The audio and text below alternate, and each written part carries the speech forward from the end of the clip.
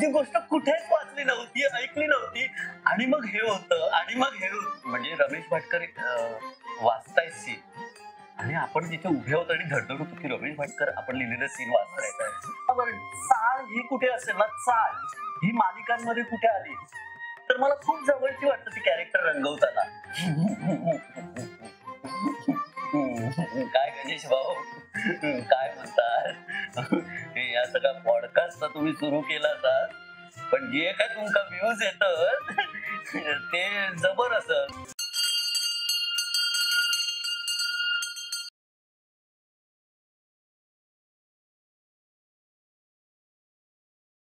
कृपा संवाद या आपल्या पॉडकास्टला, स्वामी कृपा क्रिएशन्सच्या पॉडकास्टला तुम्ही उत्तम प्रतिसाद देताय. खूप छान वाटतंय. कोणाकोणाला आमंत्रित करायचं अशी जेव्हा चर्चा होत होती तेव्हा पडद्यामागच्या कलाकारांना सुद्धा खूप महत्व असतं आणि ज्यावेळेला दैनंदिन मालिका, ज्याला आपण डेली सोप्स म्हणतो, डेली सोप्सचं लिखाण आणि त्या लिखाणामध्ये ज्यांना अनेक दशकांचा म्हणजे जवळजवळ 25 वर्षांपेक्षा जास्त काळ ज्यांचा लेखक म्हणून प्रवास, दैनंदिन मालिकांचा लेखक म्हणून प्रवास झालेला आहे, अशी सुप्रसिद्ध व्यक्ती म्हणजे माझा मित्र, सुप्रसिद्ध लेखक प्रल्हाद कुडतरकर हा आपल्या भेटीला आलेला आहे कृपा संवादमध्ये आणि अनेक विषयांवर आम्ही चर्चा केली. कारण प्रल्हादच्या व्यक्तिमत्वाला अनेक पैलू आहेत. तो उत्तम लेखक, उत्तम दिग्दर्शक, उत्तम अभिनेता सुद्धा आहे. आणि मुळात डेली सोप लिहिताना, दैनंदिन मालिका लिहिताना विचार प्रक्रिया नेमकी काय असते? त्याचप्रमाणे वेगवेगळ्या जॉनर्सचं लिखाण आपण करतो. त्यानुसार या पॉडकास्टमध्ये आम्ही चर्चा केलेली आहे आणि सोशल मीडियावर सध्या बघा ट्रोलिंगचं प्रमाण वाढतंय. त्या ट्रोलिंग बद्दलचं त्याचं मत काय आहे? आपण जेव्हा एखाद्या माध्यमात अभिव्यक्त होत असतो तेव्हा काय काळजी घ्यायला हवी, अशा सगळ्या मुद्द्यांवरती आपण चर्चा केलेली आहे. तेव्हा हा आमचा पॉडकास्ट नक्की बघा. प्रल्हाद कुडतरकर सोबत स्वामी कृपा क्रिएशनच्या कृपा संवाद. कसं असतं, काही माणसं जशी असतात की त्यांना 100 डेज या कालावधीमध्ये सारं काही तिच्यासाठी करायचं असतं. मग अशा वेळी तुझं माझं जमतंय की थोडं तुझं थोडं माझं असं म्हणत नवा गडी नवं राज्य सुरू होतं. आणि मग या नव्या राज्यात रात्रीचं खेळ चाले असे म्हणत तब्बल 1 नाही 2 नाही तर 3 सीझन्स होतात. आणि मग या सगळ्या वाटेवर प्रवास करताना अनेक व्यक्तिरेखा भेटायला लागतात. मग कधी शिवाबरोबर भेट होते, तर कधी तारिणी म्हणून कोणीतरी समोर येतं. आणि मग कुर्ला ते वेंगुर्ला असा हा प्रवास कुठपर्यंत पुढे जाणार आहे हेच सांगण्यासाठी आज आपण आमंत्रित केलं आहे माझा मित्र, अनेक वर्षांपासूनचा सुप्रसिद्ध लेखक, दिग्दर्शक, अभिनेता प्रल्हाद कुडतरकर याला. थँक्यू नमस्कार प्रल्हाद. खूप छान वाटलं. खूप अभ्यास केलेला आहे आणि मला वाटतं हा अभ्यास आपुलकीशिवाय होत नाही. येस येस, जिथे आपुलकी आहे, जिथे जिव्हाळा आहे, ते त्या गप्पा होणारच आहेत. त्या कृपा संवाद मध्ये तुझं स्वागत करतोय मी. आणि कसं आहे बघ, आपले बरेच दिवस चाललं होतं की पॉडकास्ट साठी यायचं, तुझ्या वेळा माझ्या वेळा, आणि आज हा योग जुळून आला. आज इथे येताना हा जो प्रवास तुझा झालेला आहे, कसा प्रवास झाला म्हणजे त्याबद्दल मला ऐकायला आवडेल सुरुवातीला. म्हणजे तू घरापासून इथपर्यंत येताना कसा प्रवास वाटला? एकतर गणेश आपण बरीच वर्ष एकमेकांना ओळखतो. म्हणजे येस. अगदी सुरुवातीच्या काळापासून हो. एकमेकांना ओळखतो. म्हणजे एकांकिका जेव्हा मी करायचो, तेव्हा तू कधी आयोजकाच्या भूमिकेत असायचास, कधी मोठ्या भावाच्या नात्याने काही सुचवायचास. तर ह्या सगळं हे करत असताना गणेश आजवल सोबत इंटरव्ह्यू ना किंवा पॉडकास्ट, खरं तर गप्पा मित्रासोबतच्या गप्पा. तर एक धडधड पण होती कारण एक उत्कृष्ट पत्रकार तू आहेस. आकाशवाणीवरून तुला बरेचसे इंटरव्ह्यू घेताना ऐकलेलं आहे. तर आता गणेश आजवल काय प्रश्न विचारणार? म्हणजे आता तो मित्र म्हणून प्रश्न विचारणार की मुलाखतकार म्हणून प्रश्न विचारणार की काय होणार? ह्याच्यापेक्षा ही भेट होणं हे मला वाटतं पॉडकास्टचं निमित्त आहे ह्या गेट टुगेदरसाठी. आणि त्याच्यामुळे आता कधी पोहोचतोय असं झालं होतं आणि फायनली आपण दोघं भेटलो आणि हा पॉडकास्ट सुरू होतोय याचा खूप आनंद होतोय. खरंय. प्रल्हाद, तुम्ही तुझा प्रवास मी बघितलेला आहेच, पण मला जाणून घ्यायला आवडेल की तुझं बालपण ज्या वातावरणात गेलेलं आहे आणि आपण म्हणतो की जिथं सांस्कृतिक जडणघडण होते अशा विभागात तू लहानाचा मोठा झालायस, तर ते तुझ्याकडनं ऐकायला आवडेल. मुंबई 12 हे म्हटलं की सगळे सण आले. गणपती आला, दिवाळी आली, होळी आली. तर ह्या सगळ्याचा परिणाम ना आपल्यावर नकळत होत असतो. म्हणजे पुढे जाऊन आपण काय करायचं, आपण लिहू का? पुढे जाऊन हे ठरवलेलं नसताना त्याचा परिणाम होतो आणि मला वाटतं त्या परिणामातून आपण घडत जातो. बरोबर. तर मला वाटतं ह्या मातीने, मुंबई 12च्या गिरणगावाच्या मातीने हे संस्कार घडवले. म्हणजे मला माहित नाही की मी पुढे जाऊन लेखक होणार आहे. पण एक किस्सा सांगतो नक्कीच. दिवाळीतला. बर. तर कथाकथन स्पर्धा असते. म्हणजे हो. गिरणगावात वेगवेगळ्या स्पर्धा असतात हं. सणांचं निमित्त हे करून. तर कथाकथन स्पर्धा होते आणि माझी काही तयारी झाली नव्हती. कुठली गोष्ट सांगावी बरं? हां. अशाच याच्यात होतो मी. आणि त्याच वेळेला एक छोटासा अपघात झाला, हां. की फुलबाज्यावर माझा पाय पडला बरं. आणि भाजलं. कथाकथन करायचंय मला, पायाला भाजलंय. आता सांगायचं काय? मी काहीच तयारी केली नाहीये. हं. आणि तिथे नाव घेतलं, की प्रल्हाद कुडतरकर. आता मी काय करू? हां. तर मी कसाबसा गेलो आणि खोटं वाटेल गणेश, पण एक गोष्ट मी स्टेजवरती रंगवत होतो. जी गोष्ट कुठेच वाचली नव्हती, ऐकली नव्हती आणि मग हे होतं आणि मग हे होतं हां. आणि मग तो समोर आला. हं. म्हणजे साधारण मी तेव्हा एक 10 एक वर्षाचा असेल.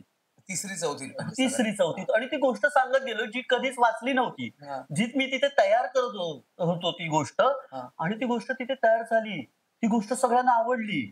त्याला बक्षीस मिळालं. हां. पण तेव्हा हे कुठेच ध्यानीमनी नव्हतं रे, की आपल्याला पुढे जाऊन गोष्टीच सांगायच्या आहेत. खरंय.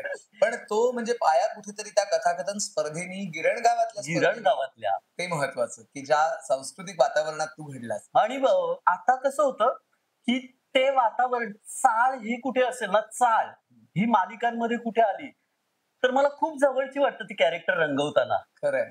खूप मजा येते. कारण आजूबाजूची माणसं जी आपण आत्तापर्यंत पाहिलेली आहेत, ती माणसं आपण त्या कथेत टाकतो.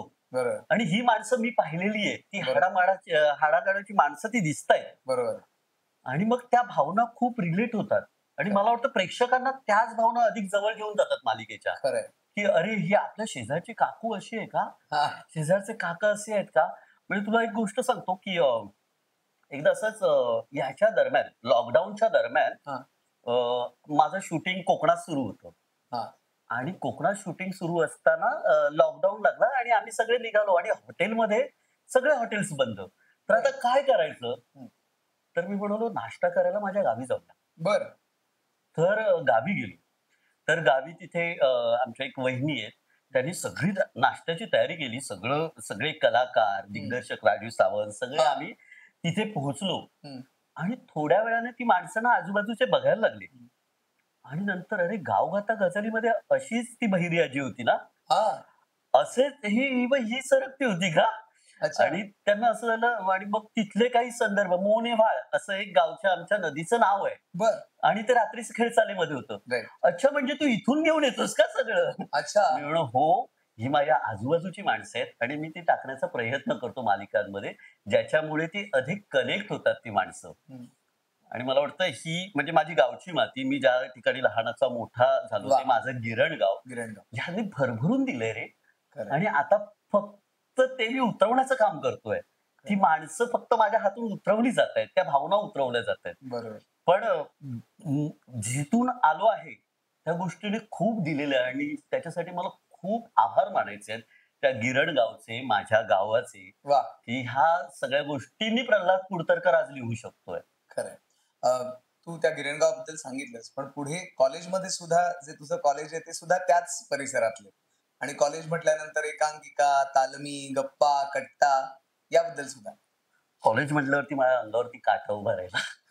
बरं. कारण महर्षी दयानंद महाविद्यालय येस. गिरणगावातलं कॉलेज आणि त्या कॉलेजने भरभरून दिलंय, की हं. आजही आम्ही जातो. कुणीही प्रल्हाद कुडतर कसं नाही, कुणीही जातो. तरी त्या पायरीला पाया पडतो कारण बरोबर. त्या पायरीने उभं केलेलं आहे. हं. म्हणजे तिथे म्हणजे ह्याने संस्कार दिले आणि एक उद्देश दिला, तो महर्षी दयानंद महाविद्यालयाने दिला. हं. आणि खूप गोष्टी शिकवल्या. कलाकार असण्याबरोबरच माणूस म्हणून जगायला शिकवलं. आजूबाजूची माणसं बघायला शिकवलं. आणि एकांकिका करत असताना वेगवेगळे प्रयोग करायला दिले. हं. हं. आणि त्या प्रयोगातून घडत गेलो. म्हणजे मला आठवतं फार जिंकलो नसलो, तरी हं. आपण हरलो का आहोत? हां. ह्याच्यातून शिकत गेलो. खरंय. आणि बरेचसे सीनियर्स म्हणजे महर्षी दयानंद महाविद्यालय म्हटल्यावर शिवाजी साटम, अंकुश चौधरी, भरत जाधव, पंढरीनाथ कांबळे हं. हे सगळे बरेच असे बरेच सीनियर्स परंपरा. आहेत. आणि परंपरा आहे ती एक नाटकाची परंपरा आहे ती एक चळवळ आहे आणि त्या चळवळीने आम्हा सगळ्यांना उभं केलेलं आहे. म्हणजे आजही इंडस्ट्रीमध्ये आम्ही कुठल्याही सेटवरती जाऊ, तर तिथे एम-डीचं कोणीतरी असतं. बरोबर. आणि मग आम्ही अभिमानाने सांगतो, की बॉस ऋतुजा बागवे. एम-डी, ऋतुजा बागवे, भीमराव मुडे, हं. हे सगळेच म्हणजे कौतुकाची गोष्ट अशी, की आता मी तारिणी नावाची एक सीरियल करतोय. बरोबर. त्या तारिणी नावाच्या सीरियलमध्ये म्हणजे मी लिहितोय, भीमराव मुडे दिग्दर्शित करतोय. आमचा एक क्रिएटिव्ह आहे सुदीप कागिणकर. त्यानंतर निकिता झेपले, पार्थ नारकर हे दोघं जण काम करतात. हे सगळे एम-डीचे आहेत. वाह! एका सीरियलमध्ये असं बघतं ना, की बॉस सगळे आपल्या कॉलेजचे. सगळ्या आपल्या कॉलेजचे आणि मग असा प्रोमो टाकला आमच्या हां. कॉलेजच्या ग्रुपवरती, हां. की जे काय सगळे भरभरून दाद देतात. म्हणजे अंकुश दादापासून, भरत दादापासून बरोबर. सगळेजण तिथे रिस्पॉन्स देतात. आणि मला वाटतं ही ताकद आहे. खरंय. ही वज्रमूठ आहे. बरोबर. आणि ती वज्रमूठ आज इंडस्ट्रीमध्ये आपला दबदबा दाखवते. खरंय. तर मला वाटतं आमच्या सगळ्यांसाठीच महर्षी दयानंद महाविद्यालय ही एक म्हणजे यशाची पायरी, बरोबर. आमचा पाया हे महर्षी दयानंद महाविद्यालय आहे. आणि खूप कौतुक वाटतं, की ती परंपरा अजूनही चालू आहे. चालेल. प्रल्हाद, तू आता एक खूप चांगलं वाक्य म्हटलंस, की आम्ही जरी जिंकलो नाही, तरी त्या हरण्यातनं सुद्धा आम्ही काहीतरी शिकत गेलो. हो. तर एखाद्या वेळेला आपण स्पर्धा हरतो, स्पर्धेत बक्षीस मिळत नाही. पण तिथंच कुठेतरी जिद्द निर्माण होते, की आपण लिहायचं आणि पुढच्या वर्षी येस एम-डीनी ट्रॉफी आणलीच हो, पाहिजे. हो, हो, हो. तर असा एखादा किस्सा सांगशील, की म्हणजे तू प्रेरित होऊन एखादी एकांकिका लिहिलीस आणि जेव्हा सर्वोत्कृष्ट लेखक प्रल्हाद कुडतरकर असं नाव जाहीर झालं. अ, एक मेड फॉर ईच अदर नावाची एक एकांकिका होती. हं, अ, आई आणि मुलाच्या गोड नात्यावरती हं, एकांकिका होती आणि त्याआधी आम्ही एक एकांकिका स्पर्धा हरलो होतो. हं, आणि आता काय करायचं? तर असं चालू असताना माझ्या एका मित्राने त्याच्या डोक्यात अशी एक आयडिया होती, हं, की असं-असं आहे माझ्या. मी म्हणालो, "थांब मी विचार करून बघतो." हं. आणि मी दुसऱ्या एका कॉलेजला त्याच दरम्यान डिरेक्ट करत होतो दहिसरच्या हं, आणि मी जात होतो बँड्रा सीलिंग करून आणि तिथे विठ्ठल कामतांचा पुतळा होता. हं, जेव्हा एक मूल जन्माला येतं तेव्हा ते एका आईला जन्म देत असतं हं. आणि तो पुतळा पाहिला मी. अजूनही ते शिल्प आहे तिथे. आहे आहे हं, ते हं. शिल्प आणि ते पाहिलं मी आणि त्या मित्राला फोन केला, सापडली मला एकांकिका. हां. आणि साधारण 45 मिनिटाची एकांकिका ही 1 तासात लिहून झाली. वाह! हां आणि त्याच्यानंतर 2 दिवसात बसवून झाली. बरं. हां, त्याच्यामध्ये रात्रीची रिहर्सल कारण आयत्या वेळेला सगळं हं, सुरू आहे. बरं त्या मुलीची आई नाही म्हणतेय. हं, घरातले नाही म्हणतायत. बरं ती मुलगी फक्त खोकणार आहे. मी म्हणालो, "ती मुलगी फक्त खोकणार आहे. तिला आणा. त्या दिवशी रिहर्सलला आणा." आणि त्याच्यानंतर ती एकांकिका झाली आणि एकांकिका बघत असताना असं झालं, की माणसं रडतायत. हं. खरं. म्हणजे मला बऱ्याच वेळेला कळत नाही, की आपण काय करून गेलोय. हं, मला अजूनही नाही कळत. हं. आणि ते एकांकिका झाल्यानंतर सगळी पारितोषिकं म्हणजे अभिनयाचं पारितोषिक, दिग्दर्शनाचं पारितोषिक, लेखनाचं पारितोषिक, सकाळ करंडक हं, आणि सगळी पारितोषिकं मिळाली. आणि मला वाटलं, की हे 2 दिवसात झालंय का खरंच? हं. तर मला वाटतं एक बैठक लागते विचारांची. करेक्ट. आणि ती विचारांची बैठक इथे जुळल्याशिवाय नाही निर्माण होत. तर हं. मला वाटतं, की ते इथे जुळलं आणि अख्खं टीमवर्क टीमवर्क. महत्वाचं हं, आणि एम-डीचं हेच महत्वाचं, की टीमवर्क. हं. जेव्हा ती टीम एकत्र येते, येते. हं. तेव्हा काहीच इम्पॉसिबल नाही असं वाटतं. बरोबर. आणि मला वाटतं ती एकांकिका हा एक वेगळा अनुभव देऊन गेली. खरंय. मेड फॉर ईच अदरनी मेड फॉर एक ईच अदर. वेगळी ओळख तुला दिली. हो. प्रल्हाद, तू अभिनयही केलायस कॉलेजमध्ये असताना, दिग्दर्शन तर तू केलं आहेसच. लेखनही उत्तम केलंयस आणि वेगवेगळ्या स्पर्धांचा आता तू परीक्षक म्हणून सुद्धा जात हो. असतो. तर हे सगळं जे ट्रान्झिशन आहे, हा सगळा जो प्रवास आहे, 3 दशकांपेक्षा जास्त असेल मला हो. वाटतं, 30 वर्षांहून अधिक काळ. काय बदल घडले किंवा हा प्रवास कसा होता? अ, प्रवास आत्ता काय होतं आणि आम्ही काय करायचो ह्या हां, विचारधारणेचा मी बिलकुल नाहीये. बरोबर. हो. खरंय. कारण परीक्षक म्हटल्यावरती हे असं का केलेलं आहे? तुम्ही आधीच हे पाहिलंय का? तर मला वाटतं आत्ता जे घडतंय ते हं, पाहणं गरजेचं आहे. हं, आणि त्यातून काहीतरी शिकणं गरजेचं आहे. कारण अपडेट राहण्यासाठी आम्ही काय केलं ही गोष्ट म्हणजे अंधश्रद्धा आहे. हं, हं. त्याच्यामुळे मला वाटतं मी एकांकिका करत असताना छान-छान संहिता असायच्या. हो. हां. आणि आत्ता त्या संहिताला टेक्निकल बाजू सुद्धा तेवढी स्ट्रॉंग स्ट्रॉंग झालेली आहे. होय होय. आणि असं वाटतं अरे यार हे आपल्याला का जमलं नाही. हम्म. तर मला वाटतं ते शिकण्यासाठी आत्ताच्या एकांकिका पाहाव्यात. आणि माझं नशीब की मला परीक्षक म्हणून बोलवतात आणि त्यामुळे जबाबदारीने मला ते पाहावं लागतं. आणि जबाबदारी आली की तुमचं ऑब्झर्वेशन तुम्ही जे करता त्याचा एक दृष्टिकोन बदलतो. बरोबर. आणि हे मला नाही जमलं. मी बऱ्याच वेळेला एकांकिका पाहत असताना मी स्वतःच्या नोट्स काढतो हम्म. की हे आपण नाही करू शकलो, हे छान आहे, अच्छा. हे आपण कुठेतरी वापरूया. हा, हे आपल्याला हे अर्धवट राहिलेलं आपलं शिकणं. तर आता मला ही एकांकिका टेक्निकली बघायची आहे. रंगीत जेव्हा हा. परफॉर्मन्स होतो तेव्हा हे मला बघायचं आहे की कसं दिसतं. हम्म. आणि विषयही वेगवेगळे मांडले जातात. नाही असं नाही, वेगवेगळ्या दृष्टिकोनातून पाहिल्या जातात एकांकिका. आणि तो दृष्टिकोन बघताना अरे हा विचार आपण करायला पाहिजे होता. म्हणजे बऱ्याच वेळेला जेव्हा 3 परीक्षक बसतात आणि हा. ते वेगवेगळ्या एज ग्रुपचे असतात, बरोबर. तेव्हा एक टास्क असतो की अरे बापरे! ह्यांचा दृष्टिकोन अजून तोच आहे. तो बदलणं ही सुद्धा तुमची जबाबदारी असते मग. हम्म. कारण तुम्ही आत्ताच्या एकांकिका प्रेक्षक म्हणून बघताय, तुम्ही परीक्षक म्हणून बघताय आणि तुम्ही शिकण्यासाठी बघताय. हम्म. तर कधी-कधी त्यांना सांगावं लागतं, की "सर, हे आत्ताचं आहे आणि आत्ताचं आपण ते मान्य करूया, ते बघूया आणि ती गोष्ट आपण हे करूया ना, शिकूया." म्हणजे त्यावेळेला आपल्याला परीक्षक म्हणायचे, "तुम्ही असं करा." आणि तेव्हा आपल्याला चीड यायची, "अरे असं करा, पण हे." पण आज परीक्षकांच्या खुर्चीवर बसलेले असताना हम्म. हम्म. ते एक भान येतं, की आपल्याला सुद्धा असं सांगितलं होतं, बरोबर. की "असं करा मगच नंबरात येईल."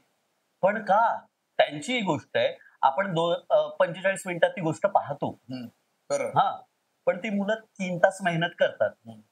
3 महिने 3 मेहनत महिने. 3 महिने मेहनत करतात. त्यांचं एक स्टोरी नरेशन असतं. त्यांना त्यांची गोष्ट सांगायची असते. मग तुम्ही अशीच गोष्ट सांगा. हे लादणं का असावं? हम्म.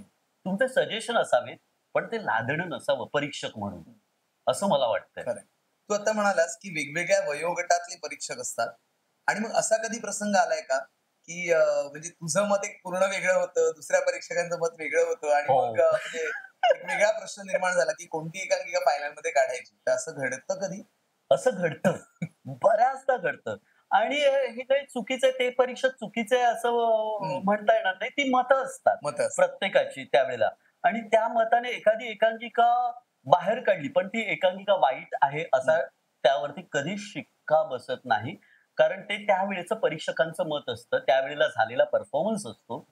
ती एकांकिका कधीतरी हरलेली एकांकिका नंतर वर्षाच्या शेवटाला सवाईला दिसते. हो. आणि मला वाटतं ही ग्रोथ असते त्या मुलांची. आणि आपली प्रेक्षक म्हणून ग्रोथ असते. अरे, मी ही एकांकिका अशी पाहिली होती आणि आज अशी झाली. तर बरोबर. त्याचं कौतुक त्या ठिकाणी व्हायला हवं. आणि त्या ठिकाणी आपण एकांकिका बाहेर काढली म्हणून ती कायमच चुकीची आहे एकांकिका असं नाही होत. ती नंतर बदलली जाऊ शकते आणि कदाचित तो वेळ असतो ना. खरंय. आणि बऱ्याचदा आय-एन-टीला वगैरे कसं असतं, की पहिल्यांदा आपण ती एकांकिका बरोबर. पाहतो. पण ती नंतर ग्रोथ होत जाते. आणि मी दिग्दर्शन करत असताना हे झालेलं आहे, की अत्यंत फसलेला प्रयोग मी केलाय. आणि त्याच्यानंतर जिंकणाराही प्रयोग केलाय. हं. तर मला वाटतं दोन्ही बाजू केल्यामुळे हं.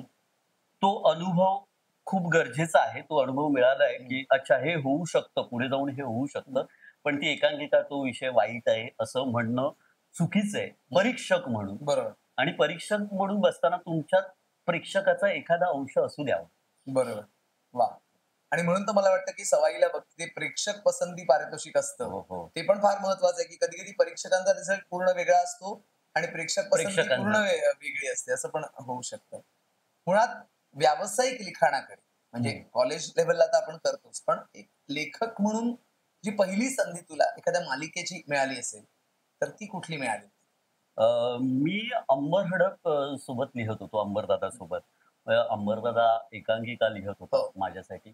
आणि त्याच दरम्यान असं झालं, की "दादा, जरा एकांकिकेचा सीन लिही ना."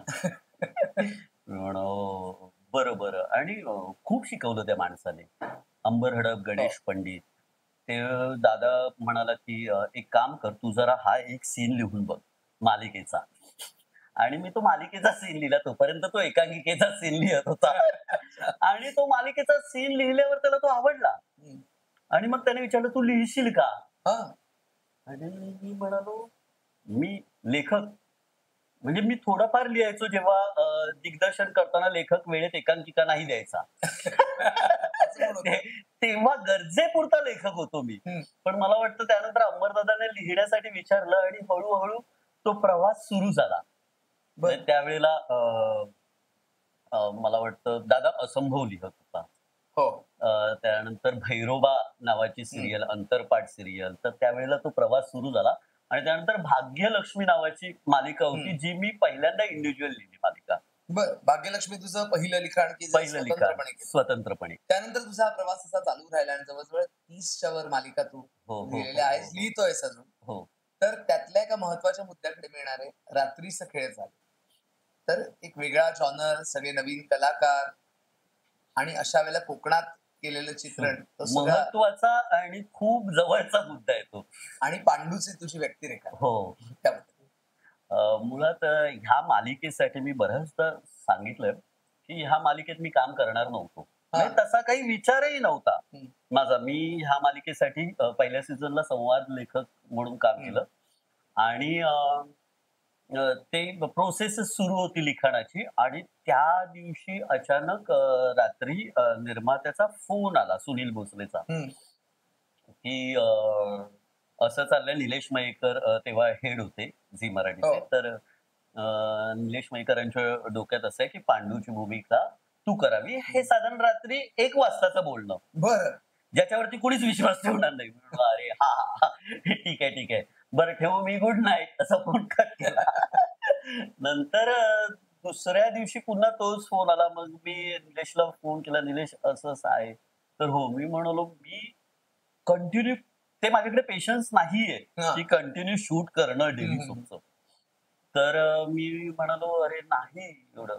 अरे काही नाही, थोडं असणार कॅरेक्टर. आणि मी म्हणालो, हो ना, थोडंच असेल ना कॅरेक्टर. हो आणि तुला माहिती आहे ते कॅरेक्टर. तर मी म्हणालो ओके ठीक आहे. आणि मी सहज म्हणून ते करायला गेलो. आणि मला वाटतं मला तेव्हाही कळलं नाही, जे मगाशी मी म्हणालो की मला कळत नाही त्यावेळेला मी काय करतोय. आणि मला ते सिरियल ऑन एअर झालं, प्रेक्षकांचा रिस्पॉन्स यायला लागला त्या हो. पात्राला. Correct. तोपर्यंत मला कळतच नव्हतं हम्म. अरे काय असं मी केलेलं आहे. हम्म. आणि तो रिस्पॉन्स यायला लागल्यावरती मग ते कॅरेक्टर वाढत गेलं. हम्म. प्रेक्षकांनी जसा रिस्पॉन्स द्यायला लागल्यावरती कॅरेक्टर वाढत गेलं ते. आणि नंतर मग मला बर्डन यायला लागलं की आता जबाबदारी अभिनेता म्हणूनही वाढलेली वाढलेली आहे आहे. लेखनासोबत. आणि आता ते करायचं. पण ते करताना राजू सावंतचा मी विशेष उल्लेख करेन, दिग्दर्शकाचा, की कसं होतं की मीच लिहितोय, मी काम करतो, त्यावेळेला आपल्याला लेखक थोडा स्विच ऑफ करावा लागतो जेव्हा कॅमेरा समोर. बरोबर. आणि तेव्हा राजू दादाला विचारायचं, दादा हे जास्त नाही होत आहे ना, की मीच लिहिलेलं आहे, आता ते करायचंय. आता ते करायचं. तर तू हा एक अंकुश ठेव माझ्यावरती की ऍक्टर म्हणून. आणि त्याने खूप सांभाळून घेतलं आणि ते कॅरेक्टर छान तितकंच होत गेलं. मग त्याच्यासाठी तुला अवॉर्ड होता, हो, अवॉर्ड पण त्या कॅरेक्टरसाठी होता, व्यक्तिरेखेचा. व्यक्तिरेखेचा. तर तो जो पांडू आहे, त्या पांडूचं एक वाक्य होतं, तुझ्या तोंडून ऐकायला आवडेल असं. काहीतरी थोडस. मी बऱ्याच वर्षांनी Yes, yes. झाली आता मध्ये हो. 3-4 वर्ष.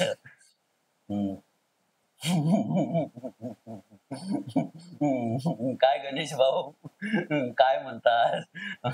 या सगळ्या पॉडकास्टचा तुम्ही सुरू केला आज, पण जे काय तुमका व्ह्यूज येतात ते जबर असत. तर माका वाटतं प्रत्येकान हे पॉडकास्ट बघाक हवे, नाहीतर म्हणशाल विसरलंय. क्या बात आहे. म्हणजे इथे सुद्धा बघ, या पॉडकास्ट मधनं हे आपलं प्लॅन नव्हतं. हे हो. मला आता उत्स्फूर्तपणे तो पांडू इथे यावासा वाटला आणि पांडूच्या व्यक्तिरेखेत तू आला. प्रल्हाद, असं म्हणतात की लेखक जर अभिनेता असेल तर त्याला पटकन प्रसिद्धी मिळू शकते, म्हणजे जेव्हा तो मालिकेतनं येतो हो तेव्हा. हो. आणि समजा तो अभिनेता नसेल तर उत्तम लिखाण करून सुद्धा अरे या मालिकेचा लेखक हाच आहे, हे फार उशिरा कळतं लोकांना. तर असं काही घडलंय तुझ्या बाबतीत? म्हणजे रात्रीचं खेळ चाले होईपर्यंत मी लेखक आहे हा. ही आयडेंटिटीच नव्हती. बरं. हा, म्हणजे इंडस्ट्री पुरती असायची. बरोबर. आणि मला वाटतं त्यात काही चुकीचं नाही, ते चेहरे दिसत नाहीत, हम्म. त्याच्यामुळे लोकांना माहित नाही. लोकांना कसं माहित नाही हा प्रश्नच येत नाही. हा. पण मला वाटतं त्या भूमिकेने अभिनेता म्हणून काम करायला लागल्यानंतर सगळ्यांना कळलं, अच्छा हाच लिहितो. हम्म. म्हणजे ह्याचाही एक किस्सा आहे. मी चॅनलच्या प्रमोशनसाठी कोल्हापूरला जात होतो आणि कोल्हापूरच्या टोल नाक्यावरती हा स्ट्रॉबेरी विकणारे असतात ना, बरोबर. ते होते. तर एकाने हे केलं, तर मी आणि चॅनलची काही माणसं होती, म्हणजे पी-आर टीम होती. तर हो. आम्ही जात होतो. तर स्ट्रॉबेरीवाल्याने नॉक केलं काचेवरती आणि त्याला स्ट्रॉबेरी विकायची आहे म्हणून आणि त्यानंतर त्याने हे केलं. मला वाटलं अच्छा त्याने ओळखलं म्हणून हे केलं. म्हणून मी खाली काच केली, नमस्कार केलं. तर तो माणूस अपेक्षा असते, अच्छा तुम्ही रात्रीचे खेळ चालेमधले पांडू ना, हा ही अपेक्षा आहे किंवा बरोबर. हे साहजिक त्याच्याकडनं ही विचारणा होणार. तर त्या माणसाने विचारलं, "तुम्ही लेखक आहात ना?" बरं. आणि मला वाटतं हा सगळ्या लेखकांचा सन्मान आहे. वा. जे आज इंडस्ट्रीमध्ये लिहितायत, हम्म, त्या सगळ्या लेखकांचं त्याने केलेलं कौतुक आहे. म्हणजे हम्म, फक्त प्रल्हाद कुलकर्णीचं नाहीये. हम्म, कारण उत्तमोत्तम लेखक आहेत, हम्म, जे लिहितायत ज्यांना आज चेहरा नाहीये. हम्म, पण त्यांचं काम सातत्याने सुरू आहे. हम्म. आणि मला वाटतं हे चेहरे समोर यावेत आणि काही चॅनल याच्यासाठी इनिशिएट घेतं. म्हणजे बरं. उदाहरणार्थ झी मराठीने एकदा झी मराठी अवॉर्डच्या वेळेला हम्म. सगळ्या लेखकांचे पोस्टर लावले होते. येस. सगळ्या दिग्दर्शकांचे पोस्टर लावले होते. हम्म, म्हणजे हे हे खरंच कौतुक करण्याची गोष्ट आहे. हम्म. आणि बऱ्याच वेळेला लेखकाच्या नावासाठी भांडणही झालेलं आहे, की इथे लेखकाचं नाव हवं. येस. आणि मला त्या गोष्टीसाठी जे इनिशिएटिव्ह घेतात, त्यांचे खरंच आभार मानायचे आहेत, हम्म. की आज नाव लागलं पाहिजे. म्हणजे ते फक्त प्रल्हाद कुलकर्णीचं कौतुक नाही, तर लेखकांचं सगळ्या कौतुक आहे. लेखकांचं. बरं. आणि हे होणं गरजेचं आहे. म्हणजे चेहरा नसण्याला त्या लेखकांना काहीच प्रॉब्लेम नाही, की आम्हाला हा. चेहऱ्याने ओळखत नाही. पण जिथे त्यांचं कौतुक झालं पाहिजे, हम्म, त्यांना क्रेडिट दिलं गेलं पाहिजे, हम्म. तर ते तिथे द्यावं. द्यावं. हम्म, म्हणजे लेखक, मला वाटतं मी लेखक आहे म्हणून बोलतोय असं नाहीये. पण खरंच दुर्लक्षित घटक आहे. हम्म. म्हणजे तुम्ही सिनेमाला दिग्दर्शकाचं नाव असतं, कुठेही दिग्दर्शकाचं नाव असतं. ऑफकोर्स तो कॅप्टन ऑफ द शिप असतो. पण जर कवितेतली मुळाक्षरच जर आपण विसरलो, तर कविता कशी तयार होणार? खरंय. तर मला वाटतं लेखकाचा चेहऱ्यापेक्षा लेखकांचं असं म्हणणं नाही, की आमचा चेहरा दाखवा. हम्म, हम्म. पण किमान त्यांना त्या गोष्टीचं क्रेडिट द्या. म्हणजे सेटवरती एखादं स्क्रिप्ट गेल्यानंतर काय हे लिहिलेलं आहे? हम्म. हे जेव्हा होतं, तेव्हा त्या लेखकाने 10 तास बसून लिहिलेल्या त्या स्क्रिप्टचा अपमान असतो. हम्म, हम्म, त्याच्या विचारांवरती तुम्ही शंका घेता. हम्म. तुम्हाला त्यावेळी सुचतं, मी आता हे असं करेन. पण त्याचा तो 10 तास विचार करत असतो आणि का नाही करणार याची उत्तरं असतात त्याच्याकडे. बरोबर. त्याच्यामुळे कुठेही कुठल्याही पोस्टचा अनादर करायचा नाहीये. हम्म. पण तुम्ही लेखकांना त्याच्या शब्दांना मान द्या. मान द्या. वा. त्याच मुद्द्याकडे मी येतो, की लेखकाचा मान द्या तर आपण म्हणतोच. पण लेखकाची जी लिखाणाची प्रक्रिया आहे, म्हणजे असं आम्ही ऐकलेलं आहे, की अचानकपणे रात्री 2 वाजता फोन येतो, की हा आर्टिस्ट उद्या येणार नाहीये, सीन बदला किंवा हे कॅरेक्टर कट करा किंवा हे कॅरेक्टर वाढवा. हं. सगळं टी-आर-पीच्या गणितांवर अवलंबून असतं. तर तेव्हा एक स्वतःची प्रतिभा त्याबद्दल काय एक्झॅक्टली घडतं किंवा चॅनलचा इंटरफेरन्स किती असतो? सुदैवाने हं, माझ्या बाबतीत हे खूप कमी घडतं. हं, म्हणजे बऱ्याच लेखकांच्या बाबतीत कमी घडत असावं. अ, जे विचार आहेत, ते सांगितलं जातं म्हणजे वाचलं जातं आणि काही सजेशन असलं तर सांगितलं जातं. एक दृष्टिकोन हाही म्हणजे मी दोन्ही बाजू सांगतो, हो, की एक दृष्टिकोन हाही असावा, की प्रॉडक्ट चांगलं होण्यासाठी जे महत्वाचं आहे ते करणं गरजेचं आहे आणि जर बरोबर. त्या गोष्टी असतील, तर त्या समजून घ्याव्या. कारण सजेशन असतात ते ऐकून घ्यावे. हं, ह्या मताचा मी आहे. मी जर सजेशन कोणी करत असेल शांतपणे ऐकून घेतो. मग मला थोडा वेळ हवा ते विचार करण्याचा. बरोबर. अरे, ह्याने खरंच चांगलं घडणार आहे, ते करावं. हं. आणि जर नाही घडणार आहे, तर आपण कन्व्हिन्स करावं, की हे नाही होऊ शकत. हं. तर हे देवाण-घेवाण आहे सामोपचाराने विचारांची. झालं पाहिजे. विचारांची देवाण-घेवाण आहे आणि बऱ्याच वेळेला असं होतं, की ते विचार समोर ठेवल्यानंतर ते ऐकले जातात हं. अच्छा. शांतपणे. म्हणजे ह्याच्याबद्दल दुमत असू शकतं. पण मी हा माझा वैयक्तिक अनुभव सांगतोय, की आत्तापर्यंतच्या ज्या मालिका लिहिल्या, त्याच्याबद्दलचा एपिसोड ऐकवला, तर तो ऐकून घेतला जातो. त्याच्यावरती सजेशन दिले जातात. अच्छा, हे चांगलं आहे, हे करूया. मग एकदा ते झालं की ते लॉक. हम्म. बरोबर. हां.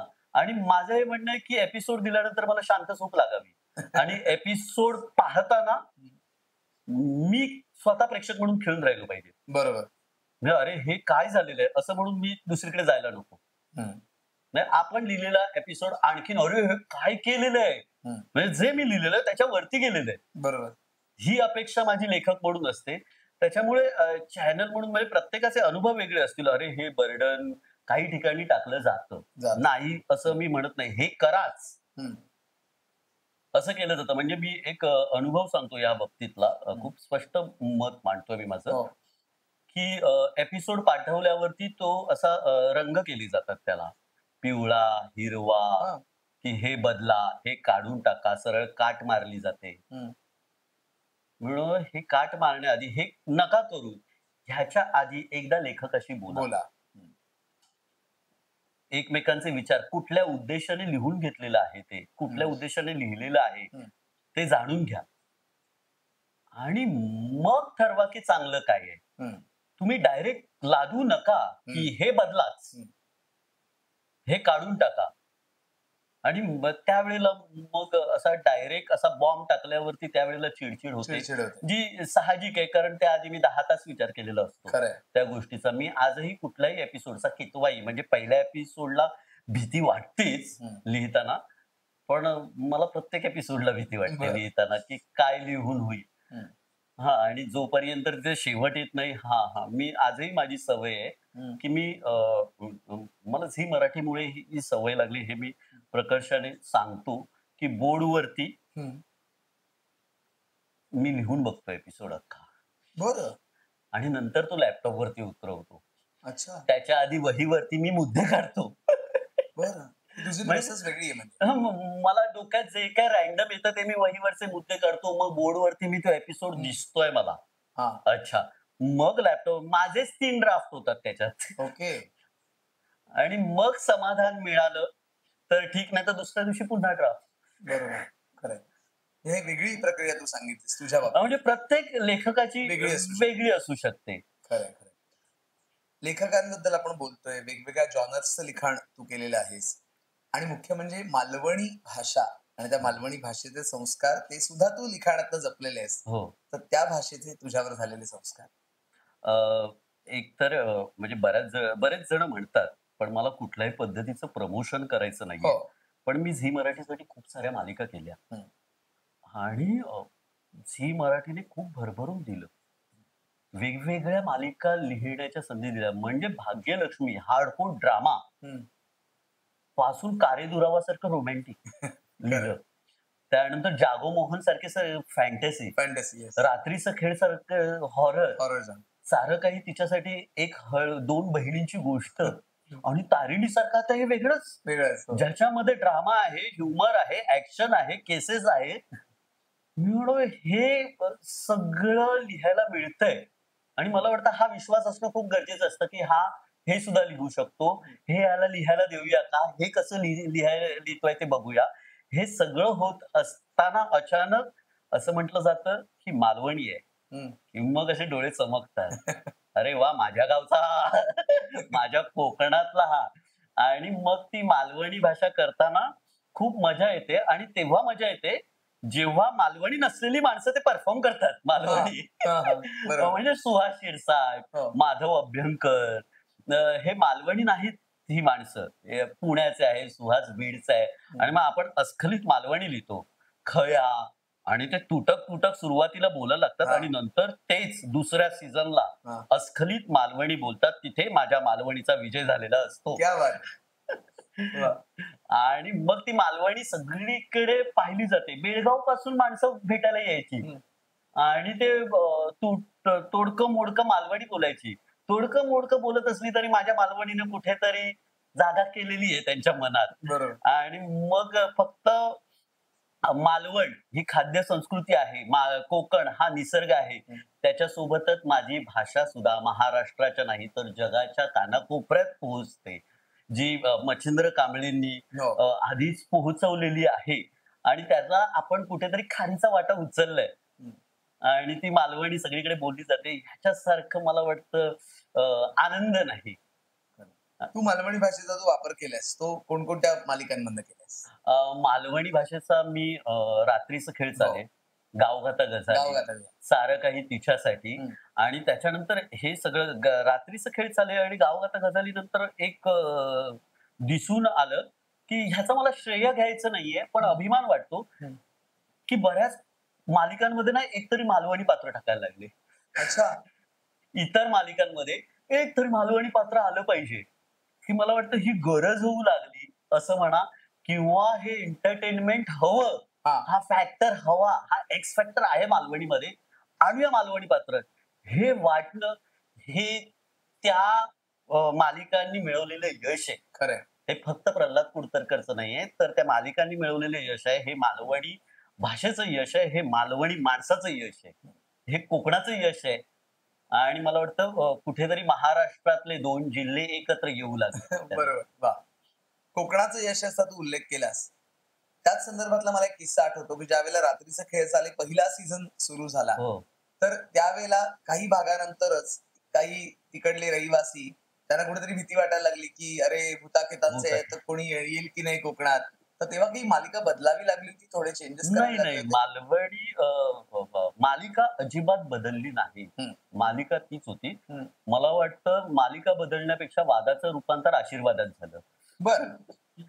कारण ती पात्र अधिक आवडू लागली लोकांना अच्छा. मग आणि तेव्हा काही बदललं नव्हतंस तू? काहीच बदल काहीच नाही. झालेला नाही. अगदी शेवटापर्यंत ती मालिका काहीच बदलली नाही आणि मला वाटतं भूत आहेत मालिकेमध्ये, ह्या अशा अफवा उठतायत याच्यापेक्षा ती एका कुटुंबाची गोष्ट झाली होती. हं. आणि ती कुटुंब आपल्या घरातलीच म्हणजे ते कोकणातलं कुटुंब असलं तरी प्रत्येक घराघरात वाद असतात, काही मतभेद हो. असतात आणि मला वाटतं ते कनेक्ट करत होते लोक. त्याच्यामुळे ते वादाचं रूपांतर आशीर्वादात झालं आणि आशीर्वादात मग झालं. भरभरून प्रेम मिळालं. आणि 100 एपिसोडची मला पार्टी आठवते, कारण मी आलो हो. होतो त्या पार्टीला.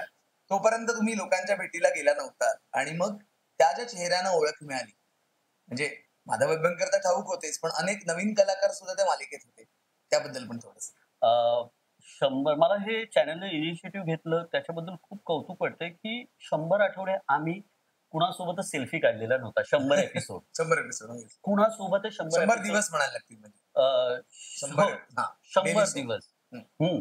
तर कुणासोबतही सेल्फी काढलेला नव्हता. हं, आणि लोकांना ही पात्र म्हणून लोकांच्या परिचयाची हं, झाली होती. एकदा सेल्फी वगैरे खूप सुरू झाले, की ते ॲक्टर म्हणून ओळखीचे होतात. हं, हं. पण ह्याच्यामध्ये ती पात्र म्हणून लोकांना लोकांना म्हणून पांडूला भेटावंसं वाटत होतं. लोकांना म्हणून दत्ताला भेटावंसं वाटत होतं. सुशल्याला, माईला, अण्णांना भेटावंसं वाटत हं, होतं. खरंय. तोपर्यंत ती पात्र म्हणून खूप झिरपली होती त्यांच्यात. हं, म्हणजे रात्रीच्या जेवणासोबत ती पात्र त्यांच्या भेटीला येत होती. आपल्याच घरातली आपण पात्र पाहतोय असं हं, वाटत होतं. आणि 100व्या एपिसोड नंतर इंटरव्ह्यू सुरू झाले, तर ती माणूस म्हणून कोण आहेत? काय हं. आहेत? मला वाटतं त्याच वेळेला अधिक लेखक म्हणून लोकांना कळलं होतं, की पांडूच लेखक आहे. दुसरे काही. त्या बरेचसे इंटरव्ह्यू तिथे झाले, हो. तेव्हा कळलं होतं. आणि धमाल झाली होती आणि त्याच्यानंतर ती झुंबड उडाली बरोबर. होती त्या वाड्यावरती. म्हणजे रोज 500 ते 1000 माणसं तिथे भेटीला येत होती. मग तो वाडा बघायला पण येत होती ना? वाडा बघायला आणि मला वाटतं ते वाडा हे कॅरेक्टर खूप महत्वाचं येस. होतं आणि ते उभं करण्यासाठी अख्ख्या टीमची मेहनत होती. म्हणजे दिग्दर्शक, सिनेमॅटोग्राफर या सगळ्यांची ते कॅरेक्टर म्हणून त्यांनी उभं केलं ना हं, खरंय.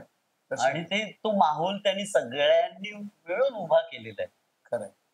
आणि पुढे मग त्याच मालिकेचा दुसरा सीझन, दुसरा तिसरा सीझन आणि त्यात मला वाटतं तुम्ही एक वेगळा प्रयत्न पण केलात. तर प्रिक्वेल केला. प्रिक्वेल त्याच्याविषयी. हो. प्रिक्वेल केला ही संकल्पना निलेश मयेकरांच्या हं. डोक्यातून आली होती. आणि ते स्वतः लेखक आहेत आणि हो. मला वाटतं लेखकाचं क्रेडिट लेखकाला दिलंच दिलं पाहिजे. पाहिजे. तर त्यांच्या डोक्यातून ती संकल्पना आली होती आणि अचानक त्या संकल्पनेला लोकांचं प्रेम मिळालं, की ती लहान मुलं आली, आमचे बालपण आलं आणि त्या मुलांनी एवढं छान काम केलं, की खरं सांगतोय आम्हाला भीती वाटायला लागली होती, की आता आमचं पांडू म्हणून, दत्ता म्हणून, माधव म्हणून अस्तित्व संपलेलं आहे हं, की काय? एवढी भीती वाटत होती आणि खरंच त्या मुलांनी तो सीझन जी ग्रीप हे केली, धरून ठेवली. अप्रतिम केलं त्या मुलांनी. हं. आणि मग परत पुढचा हे आला. 18 एपिसोड नंतर लगेच मोठे झालेले दाखवले. हम्म. म्हणजे आणखीन काही एपिसोड त्या मुलांबरोबर झाले असते तर कदाचित आमची येण्याची गरजच लागली नसती. हम्म. खूपच वेगळा म्हणजे वेगळी लोकप्रियता मालिकेला मिळाली. हो. त्याचे हिंदीमध्ये सुद्धा त्याचं हे झालं, रूपांतर डबिंग झालं. हिंदी झालं, त्यानंतर तेलुगूमध्ये निगोडा रात्री हा. नावानेही झालं. हम्म. मला खरंय. वाटतं म्हणजे कोकणातली ही गोष्ट कुठल्याही घरातली गोष्ट आहे हे झालं, ते ग्लोबल झालं. ग्लोबल झालं. खरंय. आणि तो जो जॉनर आहे हॉरर, आता परत अंधारमायाच्या निमित्ताने हो. पुन्हा एकदा तो जॉनर तू हाताळलास आणि एका वेगळ्या माध्यमासाठी म्हणजे OTT साठी. तर हॉरर जॉनर बद्दल काय सांगशील एक लेखक म्हणून? तुला खरं सांगू, मी स्वतः प्रचंड भित्र आहे. मी कुठलीही हॉरर मूव्ही एकटा बघू शकत नाही आणि रात्री तर नाहीच नाही. अरे बापरे. मी लाईट एकटा असेल तेव्हा घरातले सगळे लाईट ऑन ठेवतो. आणि मग झोपतो मी. मी खरंच सांगतोयस की? हो, खरंच मी सांगतोय. हम्म. म्हणजे मी नाही बघू शकत आणि मला वाटतं ती भीती मला कळते म्हणून ती उतरली जाते बरोबर. कागदावरती, की भीतीची ग्रॅव्हिटी आपल्याला Gravity. लक्षात आल्यावर अरे मी घाबरतोय का? अच्छा, मग ही भीती आहे. म्हणजे अजूनही मला आठवतोय 12वा भाग. रात्रीच खेळ झाले सीझन 1. हम्म. 12वा भाग जिथे दरवाजावर रात्री 12 वाजता थाप पडणार असते. हम्म. हम्म. आणि त्याची डायलॉग कॉपी मी हॉटेलवरती लिहिली जी 6-7 वाजता संपली लिहून. आणि रात्रीचं शूट होतं जिथे तेव्हा ते शूट होणार होतं. हम्म. आणि सगळ्यांचं शूटिंग लागलं होतं. त्या सीनमध्ये मी नव्हतो. हम्म.